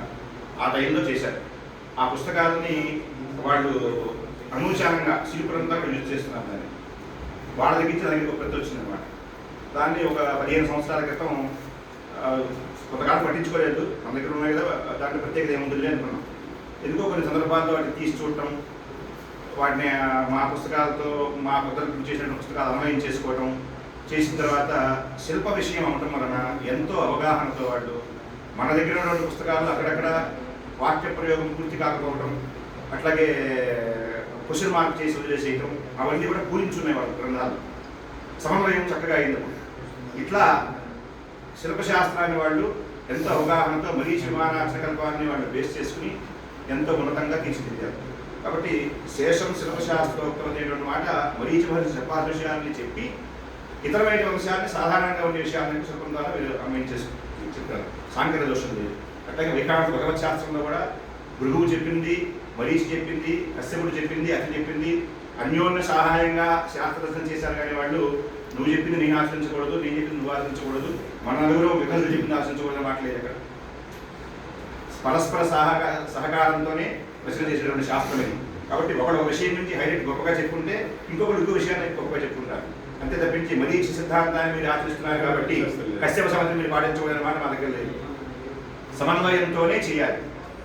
అర్థమైందా? బింబ ప్రతిష్టాపన చేసేటప్పుడు స్థిత ఆసీన శయన బింబాలు చేసేటప్పుడు దానికి న్యాసాలు వేరేగా ఉంటాయి. అవును. ఇప్పుడు వైఖానస భగవత్ శాస్త్ర ప్రకారంగా కూడా అట్లానే ఉంటుంది. వైఖానస భగవత్ శాస్త్రంలో ఉత్కృష్టం చెప్పబడింది బింబన్యాసం. ప్రతిష్టాపన సమయంలో మాత్రమే కాదు, నిత్యము కూడా త్రికాలములందు ఆరాధన చేసే క్రమంలో చాలా మంచి ప్రశ్న. ఎందుకు చెప్తున్నానంటే ఆరాధన చేసేటువంటి సామర్థ్యం ఉంటేనే ఇటువంటి ప్రశ్నలు వస్తాయి. ప్రశ్నలు అందరూ వేస్తారు, కానీ ఆ ప్రశ్నను బట్టి వాళ్ళ యొక్క సామర్థ్యం ఏంటనే తెలుస్తుంది. మిమ్మల్ని పొగటం లేదు, నేను చెప్తున్నాను. బింబ ప్రతిష్టాపన అయిన తర్వాత స్థానకమూర్తికి, అట్లాగే స్థితి ఆసీనమూర్తికి, శయనమూర్తికి 3 విధాలైనటువంటి నామౌచిత్యం కలిగినటువంటి భేదంతో చెప్పబడింది న్యాసం. స్థానక న్యాసానికి ఉత్పత్తి న్యాసం అని పేరు, రెండవది స్థితి న్యాసం అని పేరు కూర్చున్న బింబానికి, ఆసీన బింబానికి, మూడవ దానికి సంహృతి న్యాసం అని పేరు. ఏంటి? బింబస్థితిని అనుసరించి ప్రతిష్టాకాలంలో ప్రథమతః అది చేస్తాం. తిరువారాధన మొదలుపెట్టిన తర్వాత ఉదయం పూట, మధ్యాహ్నం పూట, సాయంత్రం పూట 3 కాలాలయంలో ప్రధానంగా అర్చన ఉంటుంది. ఆనుషంగికంగా అనుబంధంగా సంధ్యాకాలాలు 3 ఉన్నాయి. ప్రత్యూషకాలం, ప్రాతకాలం, మధ్యాహ్నం, సంధ్యార్చన, సాయంకాలార్చన, అర్చన. ఈ కాలాల్లో ప్రాతకాలంలో బాల్యావస్థగా భావించి స్థానక న్యాసాన్ని, మధ్యాహ్న కాలంలో యవన కాలంగా భావించి స్థితి న్యాసాన్ని, ఆసీన న్యాసాన్ని, సాయంకాలంలో వార్ధక్య స్థితిని అనుసరించి సమృద్ధి శయనబింబలకి సమృద్ధి న్యాసాన్ని. ఇది ఏ బింబానికి అర్చన చేస్తున్నా కానీ 3 విధములైనటువంటి న్యాసాన్ని 3 కాలాల్లో చేయమని మహర్షి యొక్క ఆదేశం. ఇది శాస్త్ర అంతరార్థం. అష్టాక్షరి న్యాసం, అష్టాక్షరి న్యాసం పరమ ఉత్కృష్టంగా ఉంటుంది. అంటే ఇప్పుడు మూర్తికి చేయవలసిందే, దేహానికి చేయవలసిందే. ఇందాక చెప్పిన దాంట్లో దేహానికి కొన్ని న్యాసాలు ఉన్నాయి, మూర్తికి అన్ని న్యాసాలు చేయమని చెప్పలేదు. ఎందుకంటే ఆయన పరమపురుషుడు, సత్యస్వరూపుడు. ఆయన మనలో అసత్యం ఉంటుంది కాబట్టి, మనలో పరమపురుషుడు ఉంటాడు కాబట్టి పంచభూత సంహార న్యాసం, శోషణ, దాహన, ప్లావ ఏకీకరణం చేసుకుని మళ్ళీ ప్రాణప్రతిష్ఠ చేసుకుని పుణ్యపురుష కల్పన చేసి మళ్ళీ ఆ పుణ్యపురుషుడికి పంచోపురుష న్యాసం ఇత్యాది అన్ని న్యాసాలు చేసి ఆత్మసూక్త పర్యంతం అష్టాక్షరీ న్యాసం, సర్వాంగ న్యాసంతో న్యాస ప్రక్రియ పూర్తవుతుంది భగవత్శాస్త్రంలో. అష్టాక్షరి న్యాసం విధిగా చేయవలసింది. అష్టాక్షరి న్యాసం అక్కడ చేయడమే కాదు, నిత్య అనుష్ఠానంలో కూడా, ఆలయంలోకి వెళ్ళకముందు గృహంలో కూడా ప్రథమ వాక్యం అర్చాప్రకరణంలో అర్చకో నిత్యకర్మ అని వాక్యం ఉంది. నిత్యకర్మలంటే సూర్యోదయాత్పూర్వం ఉత్తమ తారకోపేత సంధ్యానుష్ఠానం ప్రారంభించి దేవస్మి తర్పణాన్ని, బ్రహ్మయజ్ఞాన్ని, నైమిత్తిక బ్రహ్మయజ్ఞాన్ని, అరుణనారాయణానుష్ఠానాన్ని చేస్తూ, గృహస్థ అయితే ఔపాసనాన్ని, అట్లాగే బ్రహ్మచారి అయితే కనుక సవిధానాన్ని, మరి దీంట్లో కూడా వైలక్షణ్యం ఏం చెప్పాడంటే మహర్షి ఉదిత హోమి, అనుదిత హోమి అని చెప్పాడు. ఉదిత హోమి అంటే సూర్యోదయం 5 అగ్నిపాసన చేసేవాడు. అనుదిత హోమి అంటే సూర్యోదయ పూర్వం చేసేటువంటి వాడు అగ్నిపాసన. ఈ నిర్ణయం చేసుకోవాలి వాడు ఉపాసన ప్రారంభించేటప్పుడు. అర్చకుల యొక్క సౌలభ్యం కోసం మహర్షి చేసినటువంటి విశేష ఉపదేశం ఇది. ఇట్లా అనుసరంగా చేయాలని చెప్తున్నాను. చాలా బాగుంది. మీ ప్రశ్నకి ఇంకా చాలా విషయాలు వచ్చినాయి. ప్రశ్నలు చాలా ఉన్నాయి, సమాధానాలు చెప్పగలిగే సమయం లేదు. ఉత్పత్తి, స్థితి, సమృద్ధి, ఈ 3 న్యాసాలు ఏ బింబమైనా చేయవలసిందే. ప్రథమతః మాత్రం బింబాన్ని అనుసరించి న్యాసం చేయాలి. శయనమూర్తి ఉన్నారు గోవిందాశ్రమంలో, అక్కడ ముందు ప్రథమ కాలార్చనలో బింబానికి సమృద్ధి న్యాసం చేయాలి, శయనబింబం కాబట్టి. కానీ అర్చనారంభంలో పునఃమరణ స్థానక న్యాసం చేయాలి, ఉత్పత్తి న్యాసాన్ని. మధ్యాహ్న కాలంలో స్థితి న్యాసాన్ని ఆశీర్మూర్తిగా కూర్చున్నట్టుగా భావించాలి. అంటే బాల్య యవ్వన వార్ధక్యం ఉన్నాను. ఇది అర్చన నిరంతరంగా చేస్తూ ఉంటేనే ఇటువంటి ప్రశ్నలు వస్తాయి. భావనాచరణ స్వామివారికి అర్థమై ఉంటుంది. వచ్చినటువంటి శ్రోతలు ఆగమం చదువుకునేవాడు, రాఘవ గారు అంటే పండితులని అర్థం అవుతుంది. శ్రోతలు వీళ్ళు ఆగమాన్ని అనుసరిస్తున్న వాళ్ళు కాబట్టి ఆ ప్రశ్నలు అడుగుతారు అన్నమాట. కావున ఇది అందరికీ ఉపయోగకరంగా ఉండాలని చాలా సంతోషదాయకం. ఈరోజు ఈ అపరాహ్న కాలం మంచి విషయ ప్రసంగంతో జరిగిందని సంతోషిస్తున్నాను. ఇలాంటి విద్యార్థులు సందర్భంగా ఉంటుంది చాలా విశేషం. ఈ విషయంలో నిజానికి తనూజ్ గారికి గురువు అభినందనలు. గురువు శిష్యుడు ఉంటారంటే ఇదే అర్థం. అలాగే ఇంకొక విషయం ఏంటంటే మంచి ఉన్నత స్థానంలో ఎక్కడ ఉండాలని ఆకాంక్షిస్తున్నాం. ఈ ఉపన్యాస సరణి వల్ల పాంచరత్నం వాళ్ళకి వైఖానసం గురించి తెలుస్తుంది, వైఖానసం వాళ్ళకి పాంచరత్నం గురించి తెలుస్తుంది. ఆ విధమైనటువంటి ఒక గొప్ప వైశిష్ట్యం కలుగుతుంది. అది 3 లెక్చర్లకే మాకు అది అర్థమైందంటే ఇంకొక 6వ నెంబర్కి చేరుకునేసరికి ఇంకెంతమంది పండితులు వస్తారో చాలా బాగుంది. చేసినటువంటి భావనారాయణ స్వామి వారికి నేషనల్ సంస్కృత్ యూనివర్సిటీ తరఫున, అలాగే రాష్ట్రీయ ఇందిరాగాంధీ రాష్ట్రీయ కళా కేంద్రం తరఫున కూడా నేను ధన్యవాదాలు తెలియజేసుకుంటున్నాను. అలాగే మా ఆహ్వానాన్ని మన్నించి వెంటనే సభాధ్యక్షాన్ని తీసుకుని మాకు అతిథిగా వచ్చేసినటువంటి శ్రీమాన్ గంజాం ప్రభాకరాచార్య స్వామి వారికి అనేక దాసోహాలు సమర్పించుకుంటూ పాల్గొన్నటువంటి విద్యార్థులకు సర్టిఫికేట్ చేయవలసిందిగా పెద్దలిద్దరిని కూడా మీ పవిత్రమైనటువంటి కరకమలాల చేతుల మీదుగా అందజేయవలసిందిగా కోరుతున్నాను. స్థానకే ఉత్పత్తి స్థితి ఆసీనేతు స్థితిర్భవేత్ సేనే సంహృతిన్యాసో విపరీతే పుష్ప.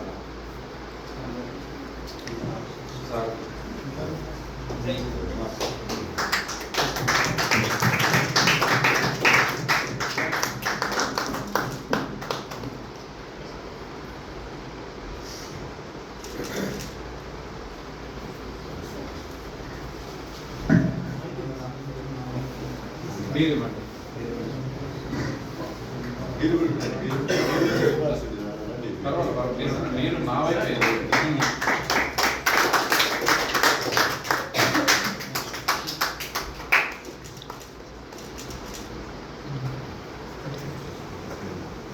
ఇప్పుడు విద్యార్థులకి డాక్టర్ ఎన్ తనూజ్ విష్ణువర్ధన్.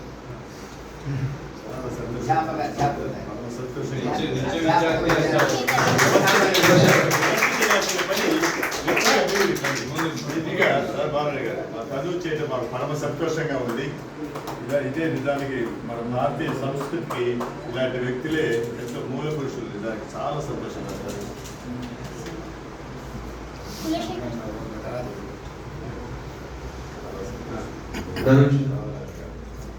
ఇక్కడి నుంచే తీసుకోవాలి, అక్కడి నుంచే తీసుకోవాలి.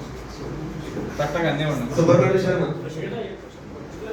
అందరూ రండి, త్వరగా లేట్ చేయకుండా రండి, మనకి ఆలస్యం అయింది.